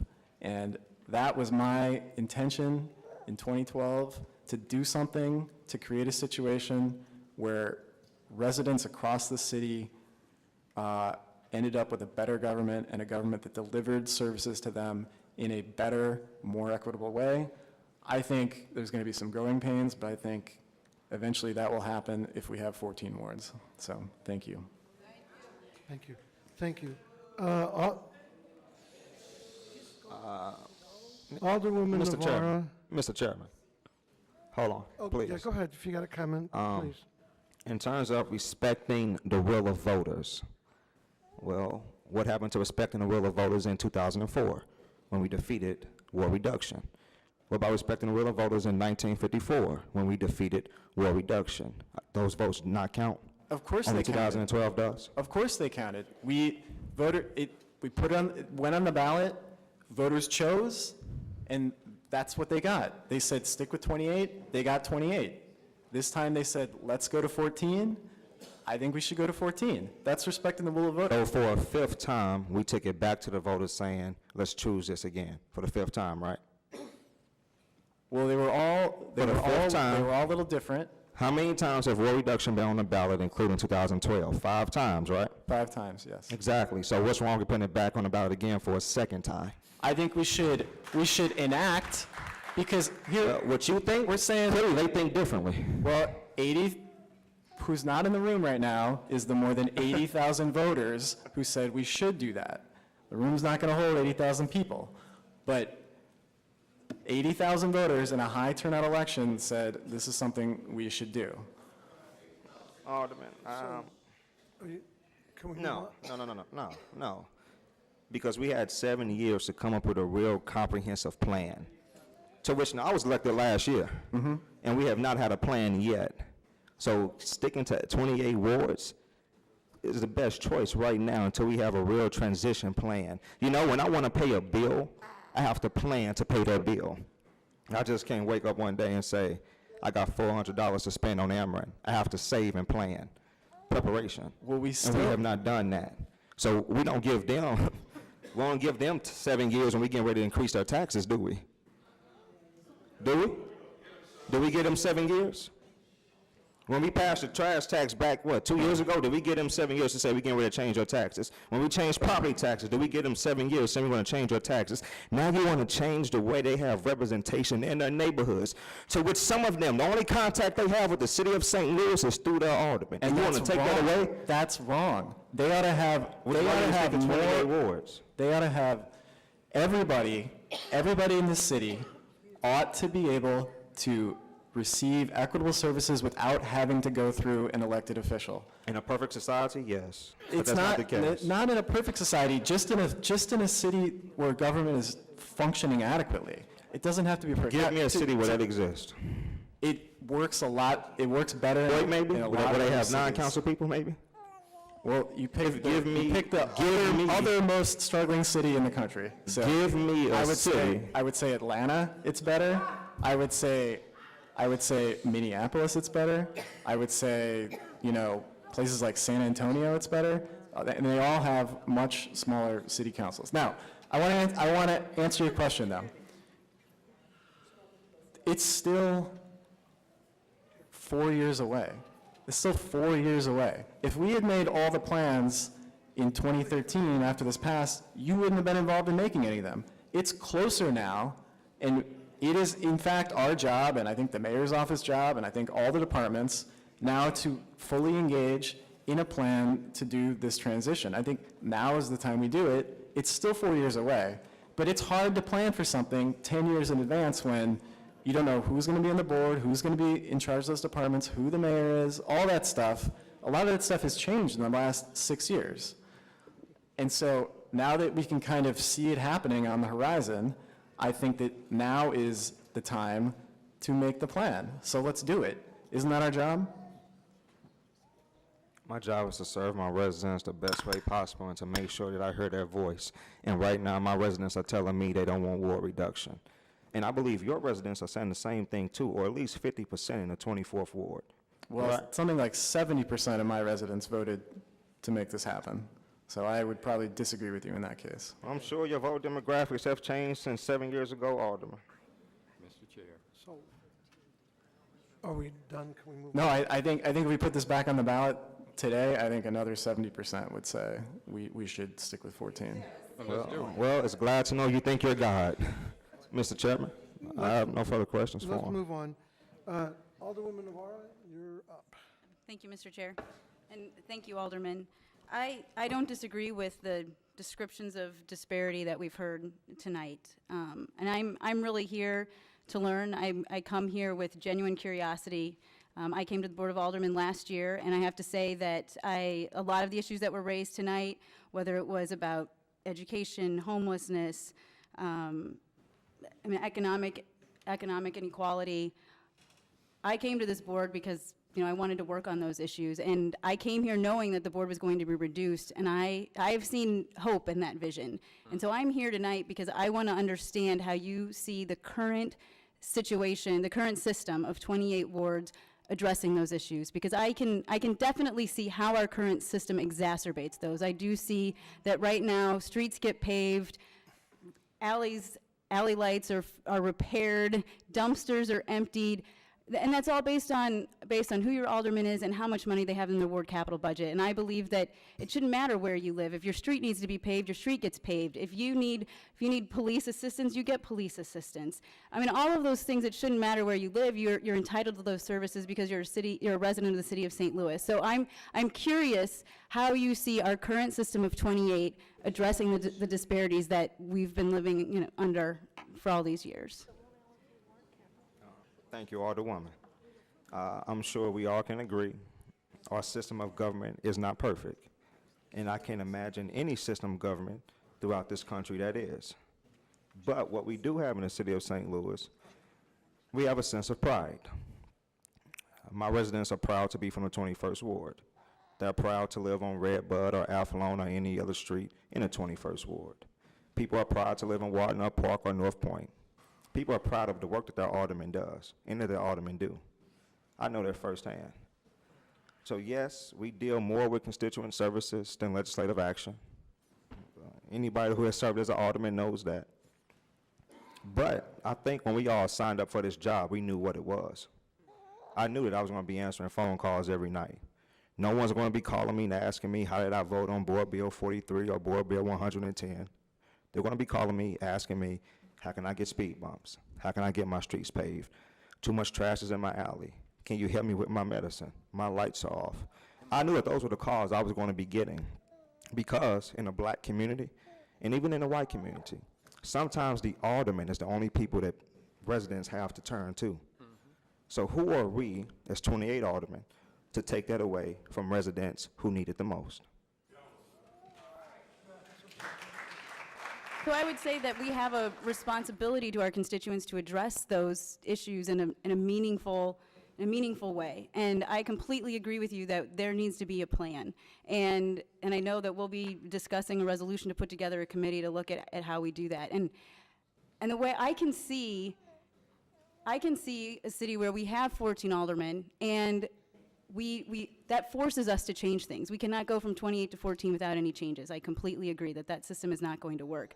But in reducing, that gives us the opportunity to look at the allocation of resources. I wish that all of the aldermen could spend more time focused on big picture legislation. I wish that we got more calls about that. But you're right, we have to handle all these day-to-day calls about all these day-to-day issues. I don't see how under 28 we are ever going to get to that place. I can see under 14 how we get there. And so that's where I'm really stuck tonight. And it's unfortunate to me that we are going to vote on this tonight because I think that there are a lot of conversations we need to have, and we've only heard from a handful of people tonight. So I do regret that we don't have more time to dive into this, but I see a vision where with 14, we can start addressing those issues and we can get to the place where we want to be. I'm really struggling to see how we get there with 28. And I do think the precedent that this sets, that we had 61.5% of the voters, we put something on the ballot, they voted for it. I feel personally charged to take that, to move that forward. I mean, I feel like the voters told us, and I have a hard time putting that right back on the ballot before we've tried it, before we've developed a plan. I think right now is the time to start working on a plan. And if we don't come up with a plan, then we still have time to say, you know what, we cannot find a way to make this work. You know, let's look at it then. But we haven't even given ourselves a chance. And I mean, if you can tell me any more about how you see 28 getting us to this place where we want to be, you know, I'm with you. If we all work together, you know, not too long ago in the city of St. Louis, under the leadership of Chairman Kennedy and Alderman Boyd, we passed historic legislation. We passed a minority inclusion bill. We did that with no opposition. 28 aldermen voted in favor of that bill. So clearly we can work together. Do we want to work together? That's the question. Are we willing to work together? That's the question. Do we care about what goes on in our neighboring wards? Do we actually communicate with the aldermen in our neighboring wards? In the 21st ward, I am bounded by my good friend, Alderman Bosley. We communicate every day because we know crime, poverty, lack of development does not know ward boundary. So the question is, do we actually care about what's going on in our other wards that are neighboring ours? How many times have you communicated with Alderman Kennedy? With the resolution you just proposed, talking about coming up with a real comprehensive plan for ward reduction, I read it. The 3 sponsors on that resolution is yourself, Alderman Ogilvie, Alderman Carol Spencer. When was you going to reach out to the chairman of the Black Caucus in the city of St. Louis? I did. I shared it with him before I introduced it. I did. How many times have you communicated with the alderman in the 18th ward about issues that affect the Central West End? I have reached out and I have sat down and talked with Alderman Kennedy, and Alderman Williamson and I talk as well. I mean, you're raising a bunch of different issues, and ultimately, at the end of the day, I think we all want to move this city forward, and I think I guess the other thing that I would say is I agree with you that we need to make the issues in the 21st Ward, the 3rd Ward, the 5th Ward, the 26th Ward, the 28th Ward, those need to be elevated to city-wide issues, is what I would say. And right now, if there's something going on, I remember reading about, you know, in the 3rd Ward, you know, there's an article in the paper about the open-air drug market. You know what, the way that gets seen by a lot of, that's a 3rd Ward issue. It should be a citywide, it is a citywide issue. But under our current system, aldermen are mostly focused on what's going on in their ward. And I think if the Central Corridor was part of other wards, that's going to bring in more, we're going to have more people looking at issues in North City. We're going to force change, and that's what I want to do. I want to move us towards a better city, a more effective government, and I'm begging you to tell me how that happens under our current system.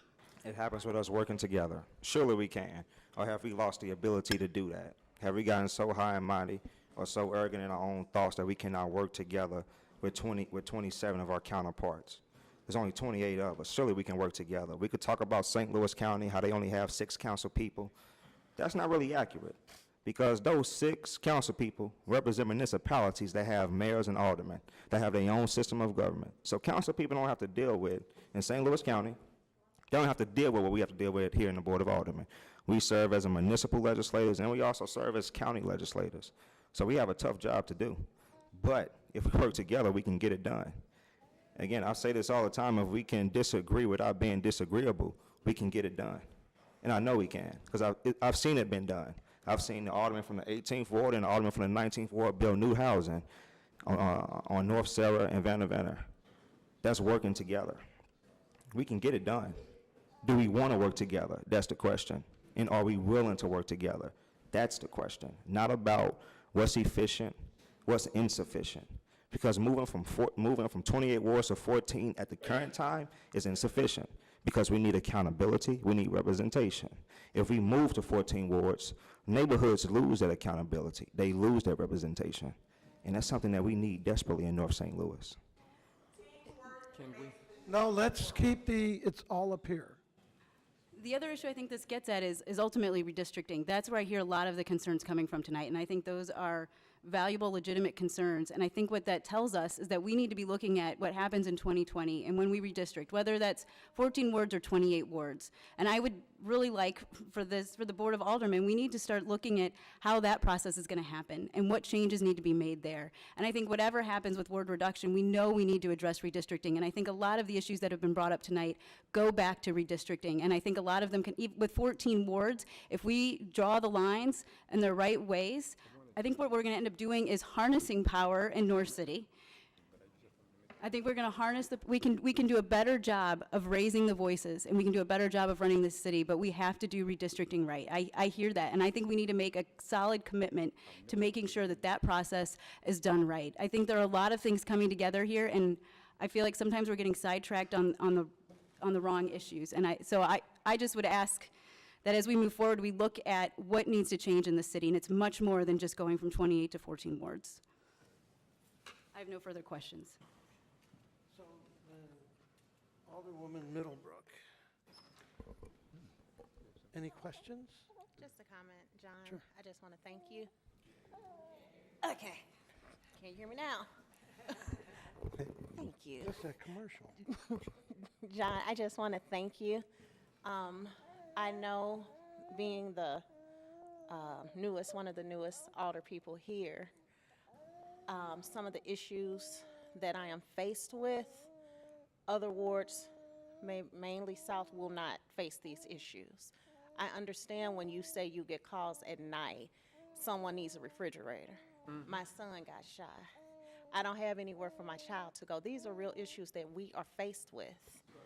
These are issues that it will take 28 wards to deal with.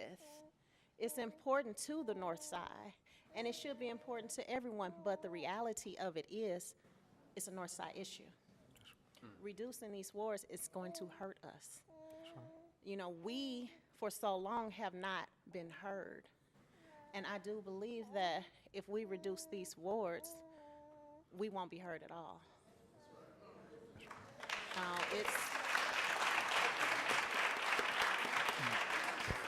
You know, I get calls about, what can you do about the prostitutes? I go out and talk to them.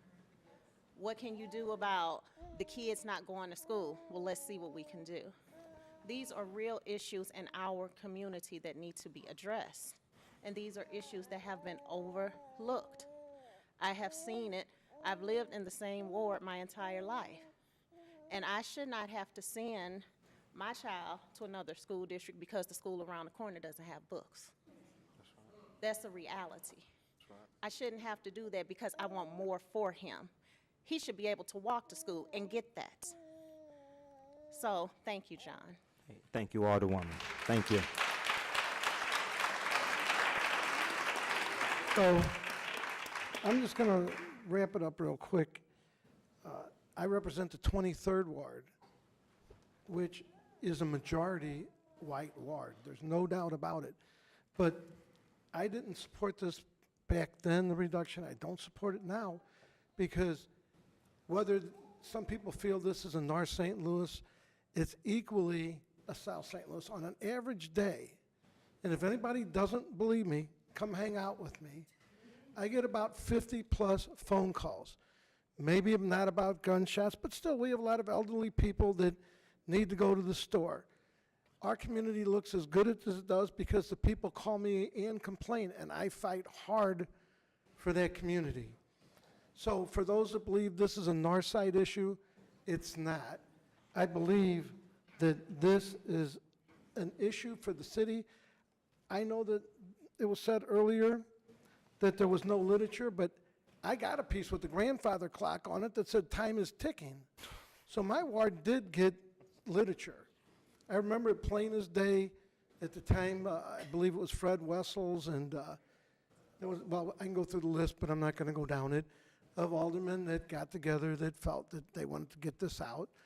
Our mayor, who was an alderman at the time, wanted this out.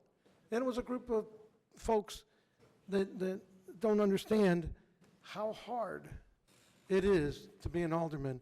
If you believe being an alderman in South St. Louis is tough, that it's not tough, it is. I couldn't imagine going through what most of the north side aldermen go through, I would probably just quit. I don't know, because I couldn't deal with it. But the people in my neighborhood are well represented because I'm out there. And I fight every day for my neighborhood. And when they start talking about distribution of funds going differently, the ward capital is equal across all the wards. But my ward capital goes somewhere else. My $300 and some odd $1,000 allows me to pave Filer this year, not a bunch of streets. And every ward counts. Mr. Chairman. Yes. Ma'am, I did not, when you asked me earlier about making a question, I didn't realize it was also comments. May I make sure. just No, a please. short comment? Please do. Back in 2012, when we took a vote on this to place it on the ballot, I voted no. My position at that time is that certainly a community that has been historically disenfranchised by this government would see the need to make some changes. I don't think that you would not find I think you would find a vast majority of African Americans interested in changing government to a more equitable and sensitive system of government. I don't think that's the question. The problem was, where do you begin that discussion? Do you change the game and then say, let's talk about it? Or do we talk about it before the game changes? So that we can be involved in making and shaping how this thing would actually go on the ballot. That was my argument. I said, let's design this now. Let us have some broad-based discussions before we make a change.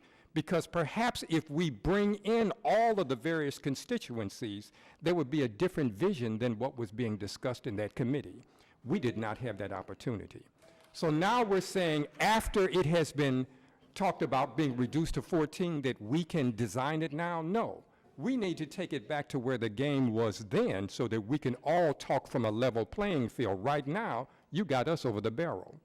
You have half of this city over the barrel, and you're saying, let's talk about a design or a plan now. We should have done that back there in 2012. And I hope you're hearing me. I also have a concern when we're talking about, well, when we design these 14 wards, they can be more diverse. Let's be clear. When you've had a community that has been historically, for decades, disenfranchised, those individuals don't trust that government, which means they're not coming to the voting box. That's right. So what you are saying, in effect, is that when you have a more diverse ward, is that you are really talking about still less black minority votes. So they will always end up being dominated by the majority group. All you have to do is look at the statistics of how the different minority groups vote in relationship to the majority group and which groups vote who have had the brunt of disenfranchisement. That's all factual data that can be looked up very easily. There's a tendency in the black community to vote less than in other communities because of decades of disenfranchisement. So we must go back, I believe, to, or at least keep this playing field so that we can have an equal discussion and we all can be involved in that discussion from the beginning instead of us trying to play catch up. That's what I argued back in 2012 that was not heard well, and the thing still passed. And I said then, we're going to be back at this table again because it is not just the fact that we have made it to a new place, the vehicle wasn't the right car to get into. And so consequently, we've ended up at another place. And with that, Mr. Chairman, I would like to make a motion to pass Board Bill 225. We have a motion. Do we have a second? I'd like to. I Motion second. and a second. I second.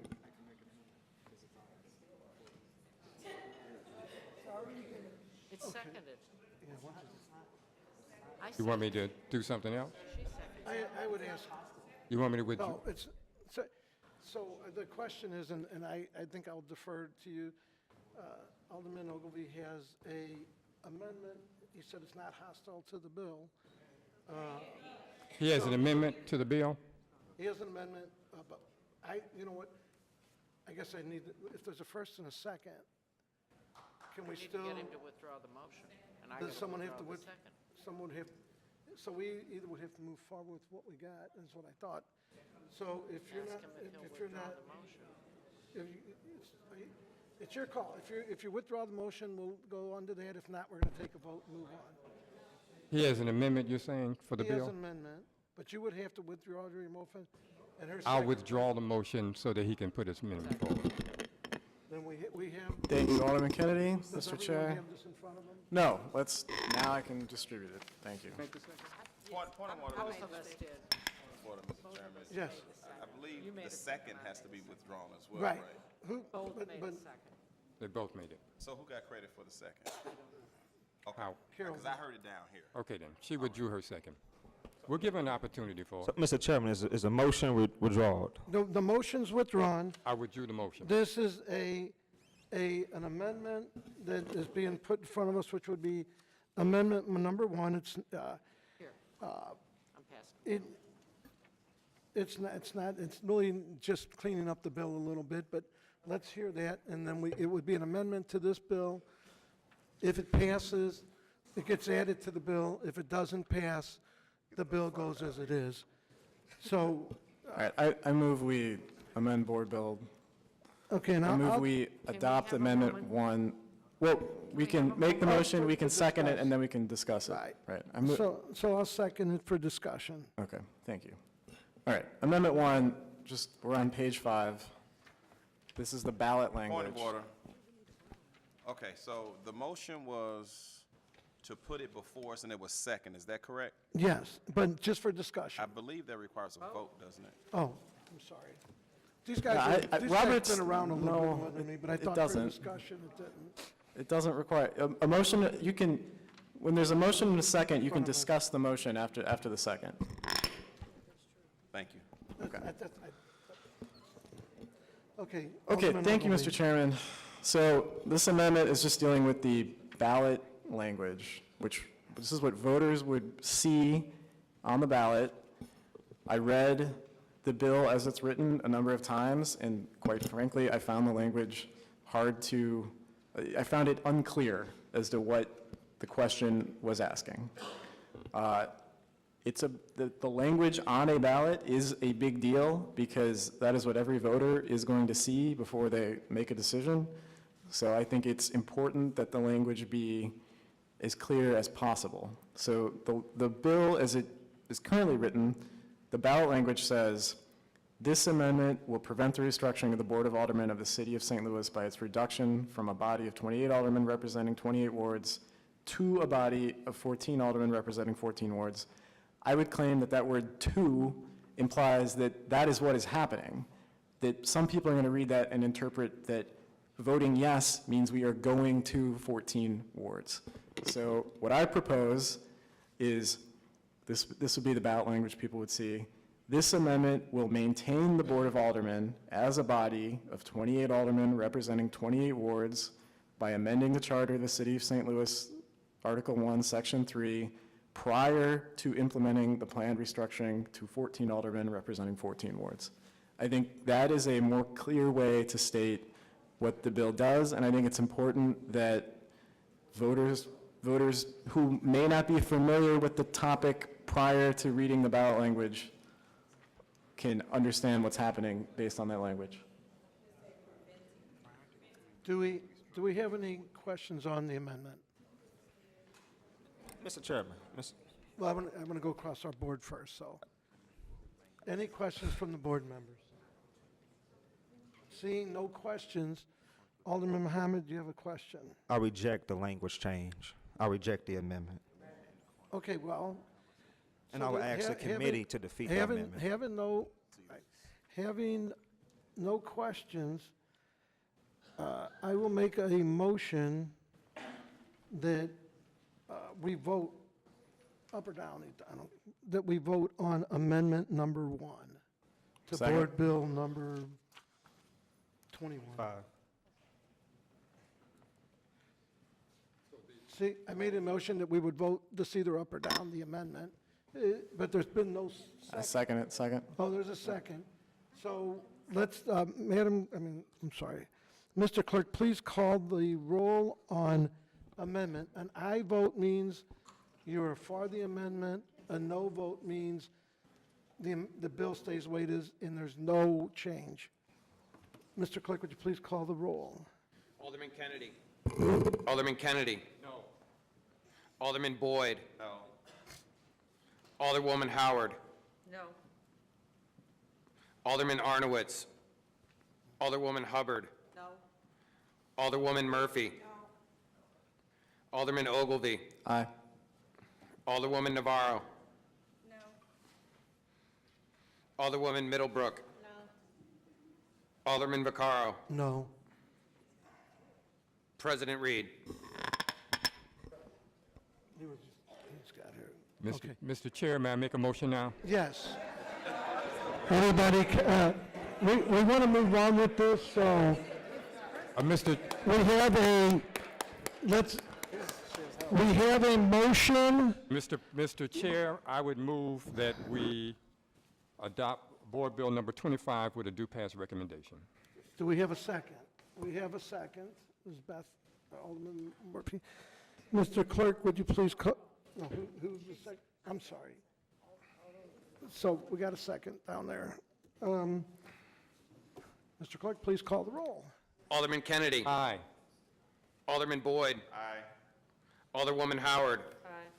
Alderman Arnowitz. Alderwoman Hubbard. Aye. Alderwoman Murphy. Aye. Alderman Ogilvy. No. Alderwoman Navarro. No. Alderwoman Middlebrook. Aye. Alderman Vaccaro. Isn't the President Reed first? No, it's first. Okay, me. I'm aye. President Reed.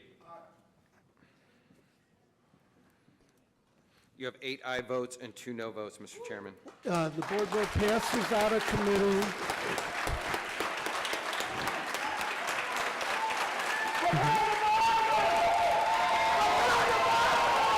Okay. John.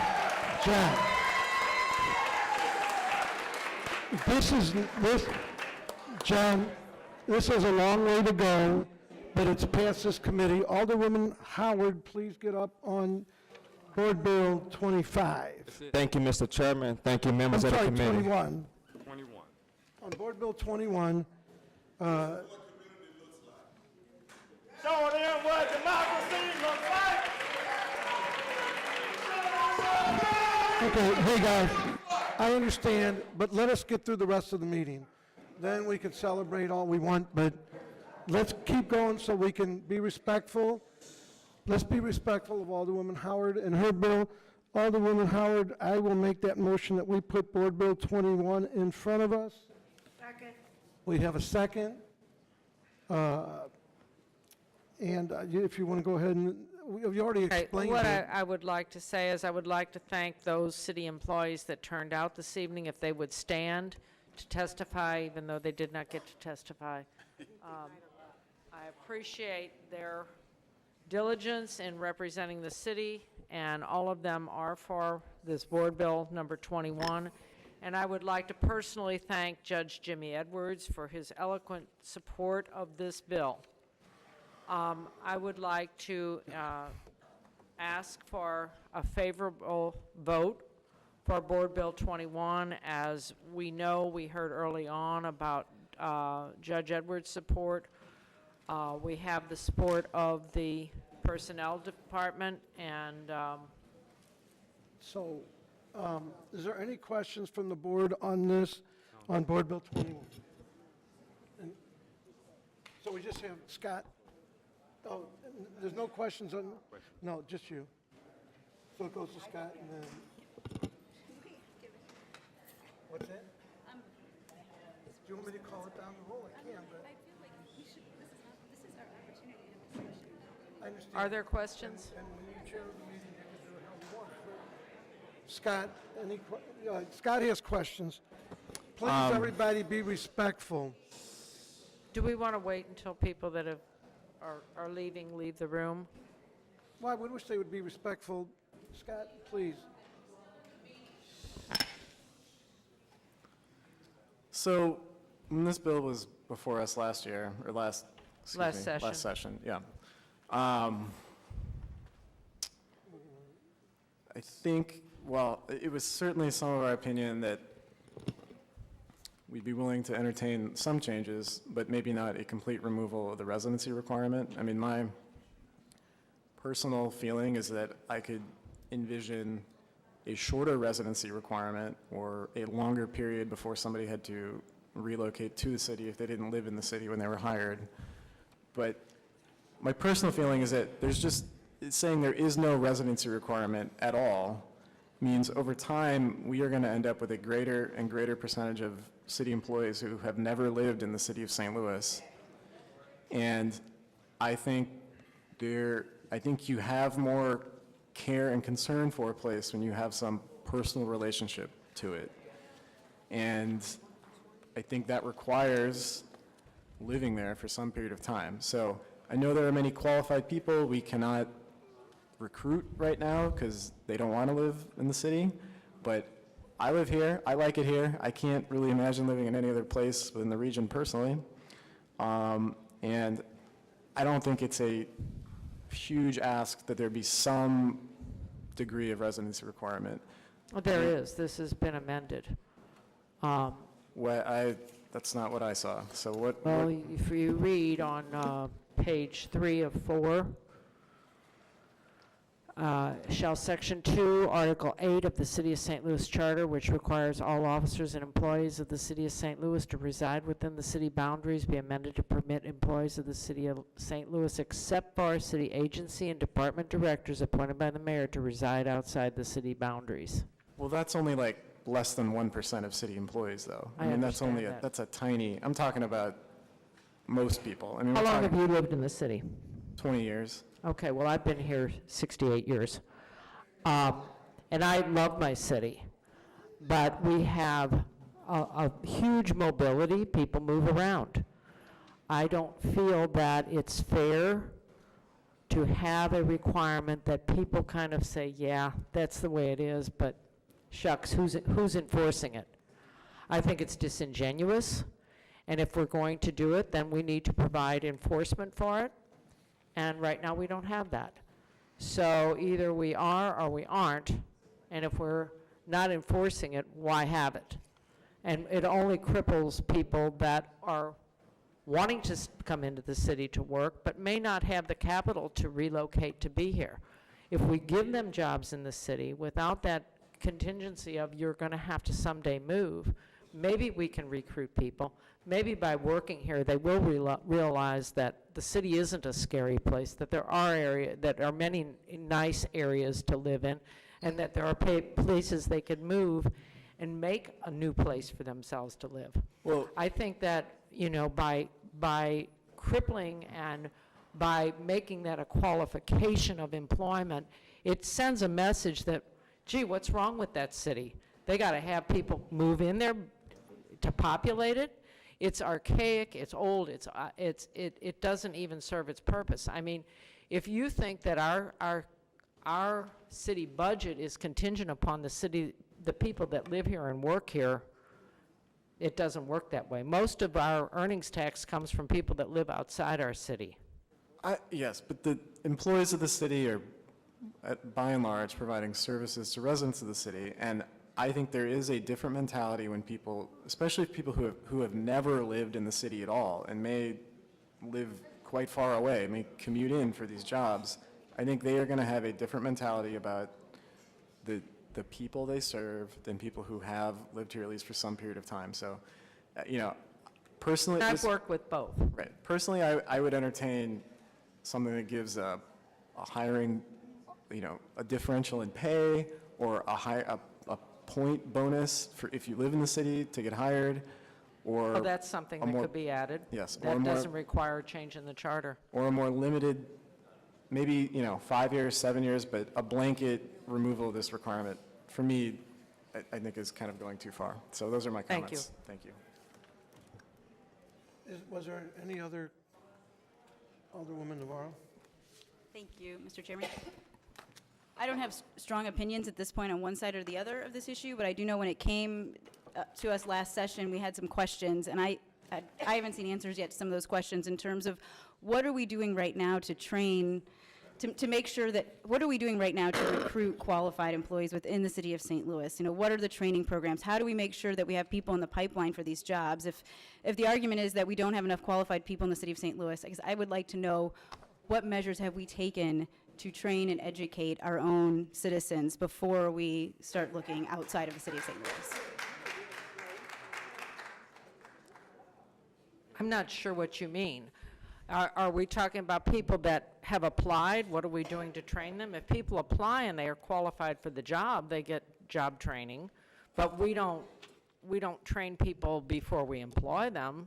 No organization does that. Schools are made for that, and we have programs through Slate that trains people, and many of the people that we are hiring come through the Slate programs. So I would say that that would be something I would defer to the Slate organization to see how many people they're recruiting through their Yes, exactly. So I would like to know more about that. I know, the police department, for example, has the new cadet program. Yes. So so I just know a couple of those things, but I don't feel like it's been presented to us that these are the things that we are actively doing, and these are the results that we've either seen or we've not seen. And so I don't know, and have we surveyed city employees to any extent about how many of them would leave the city? I have people here, but the chair did not allow them to testify this evening. Are people with surveys or individuals? I have individuals here. So I guess I don't know what I'm what saying you is mean we by raised. surveys. Surveys Well, of what? I think it would be good to have whatever numbers or data we can have in front of us. So whether that's we've surveyed, what is the predicted outcome of this in terms of how many current city employees would potentially leave the city? Do we know that? So that's one thing that came up last session. Were you here for Judge Edwards' presentation of how many people? Yes, Okay. regarding public safety in the police department, Okay. yes. Would you mind And I if found that very compelling. I would like to comment. I was talking to the head of refuge, who told me that they got all these trucks coming, they can't hire They don't have drivers. employees to drive them. You know. We have Refuge new says- refuse trucks, but we do not have employees to drive them. We can't and recruit a lot them. of areas, including areas in my neighborhood, are not getting their trash picked up, and I get yelled We are looking for building commissioners, and we don't, there's none applying. So there has not been any analysis of what needs to happen in the city of St. Louis in order to make sure that we have qualified residents for these positions, these open positions. That's what I'm hearing. And then that makes me wonder, here we are passing legislation without having done an analysis of what we can do to maximize our own citizens' participation in government. Well, all of this will go on a ballot, and I'm sure that also is going to get debated on the full floor and in the newspaper and on Twitter and on everything else on the planet. I understand that. This vote won't happen for almost a year. I understand that. My understanding is also that in this committee is where we have the opportunity to get into the data. This is where we have the opportunity to look at other potential amendments to this. So I'd rather have the discussion here than on Twitter, personally. Well, but you're going to have it on Twitter because it's. I'm not going to have it on Twitter. I'm here. I ran for office so that I could be here in this decision-making body. If I wanted to be on Twitter, I could have just stayed at home. They're busy debating this on Twitter while we're up here talking, but. I would hope we could elevate the level of debate on an issue this big above Twitter. You're going to have the opportunity to do floor I will get substitutes. that to the committee of how we go about recruiting. I Would think it would that ultimately makes satisfy this you? stronger. I mean, I'm not saying that I'm opposed to this. I just want to be as educated as possible, and I want to know what we've done. I will get that data and get it before the committee before it gets to the floor. Thank you. Any other questions? Yes, sir. Yeah, Mr. Chairman, just in response to the Alderwoman from the 28th, as chairman of Streets, Refuse, and Traffic, I have had conversations with the employees that work there, and some of the challenges have been trying to, for example, mechanics. They're sharp mechanics to be able to fix the raggedy trucks that we have. People want to work for the city, but they get resistance because they don't want to live in the city. You know, that's been a turnoff for them. I want to correct something. We don't have new trucks and not drivers to drive them. I mean, we have a lot of old trucks, so the new trucks that we're getting, believe you me, the old trucks are going by the wayside. mistake. So that's, let me just correct you to say that. Well, we the have new them on trucks order. have drivers. We have them on order, correct? But I've had a lot of communications with the struggles that the street department is having with finding drivers in the tow yard, drivers for the refuse trucks. Refuse, if you were here at the meeting I had with refuse, it's a lot of overtime in refuse because they cannot find drivers. So I could just give you my personal testimony without them, because I see some of them here. They didn't have a chance to come up, but I want to speak on their behalf that I've had good conversations with Ken Flake, the street commissioner, the manager at the tow yard, and they are struggling to try to find people. They know people who live outside the city limits that are interested, but they refuse to move in the city of St. Louis. So that's just my little anecdote of what I know, speaking on behalf of the street department. Can I add through that also? And I don't know that they're adamantly opposed to moving in the city, but when you're coming in for a $35,000 a year job, to commit to moving into the city is a lot if you have children and you're going to move. And the price of real estate, let's be real, in the city for a reasonable house, you're going to spend upward of $200,000, and that's not quite in that budget. So well, it depends on what condition the house is in, and some in the south side you don't, but to get a 3-bedroom, 2-bath, which most people want nowadays, you're going to spend that much. So I think that you need to kind of look at what we have available for people and what commitment they need to make to move in for an entry-level job. I think it's a big ask, personally. And I think by opening this up, to me, if I have to take a job where I have to relocate, I'm going to think twice about taking that job before I commit, because I'm going to uproot the current stream of income I have. I may come in here and I may work, and I may be fortunate enough to find new housing that is closer to my workspace, because we all know we all want to be closer to our workspace because we want to be closer to our families, because travel time eats into that. So I think that, you know, if we are willing to extend ourselves and open our doors to people throughout the region, that we will have better result. So thank you. With that, I would like to close. Well, Could I ask a follow-up question? I mean, either for you or for the alderman from the 22nd. Do we know what programs exist in the city right now to train people for those refuse jobs, for example, whether it's through a community college or whatever it is? Do we know what opportunities that exist right now or where the gaps are? Several years ago, I actually had a conversation with Todd Walterman, and they were saying they were willing to train people. I don't know how successful that has been, but as early as yesterday, I spoke with Ken Flake, and he says they go to the training schools to try to recruit people, and they're just not successful. But as far as the city actually having a training program to train people to work for the city of St. Louis, I just doubt if we have the resources to even do that without them going through Slate. And Slate is what I keep hearing over and over again as far as that connection with people wanting to be employed by the city and actually getting a job. Thank you. I think if we did move forward with something with this measure, I like the idea of there are, you know, whether it's bonus points or something for city residents. I would really like to see that to be part of this. And that's something that can be added, that if people live in the city, they can get points for their application. Preference or- That preference, yeah, a preference, yeah.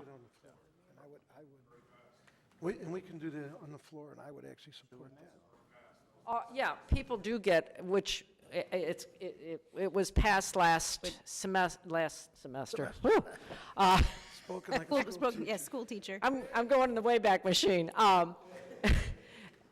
It was passed that people that apply to work in the city, that live in the city, already do get points. That was passed, I think, 2 legislative sessions ago.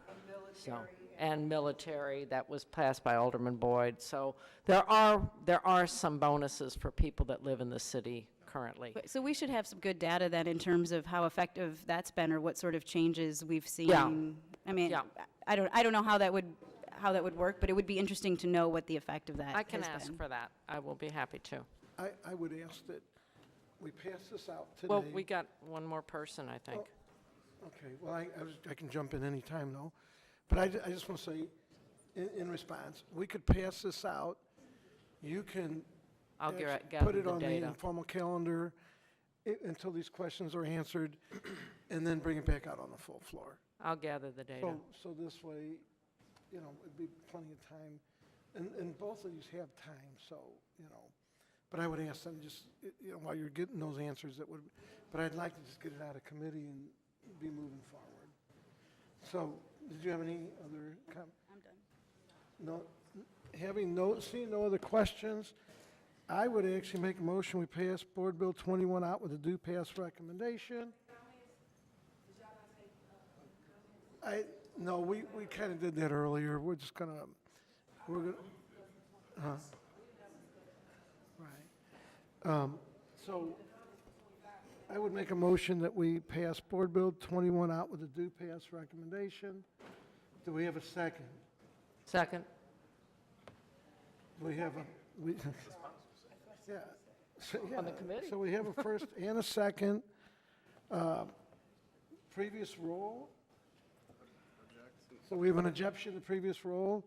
Mr. Clerk, please call the roll. Alderman Kennedy? Alderman Boyd? Aye. Alderwoman Howard? Alderman Arnowitz? Alderwoman Hubbard? Alderwoman Murphy? Alderman Ogilvy? No. Alderwoman Navarro?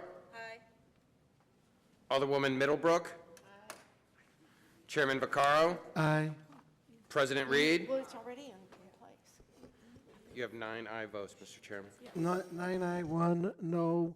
So this does pass out with a do pass recommendation. Thank you, everyone that showed up. The committee meeting is now over. Thank you.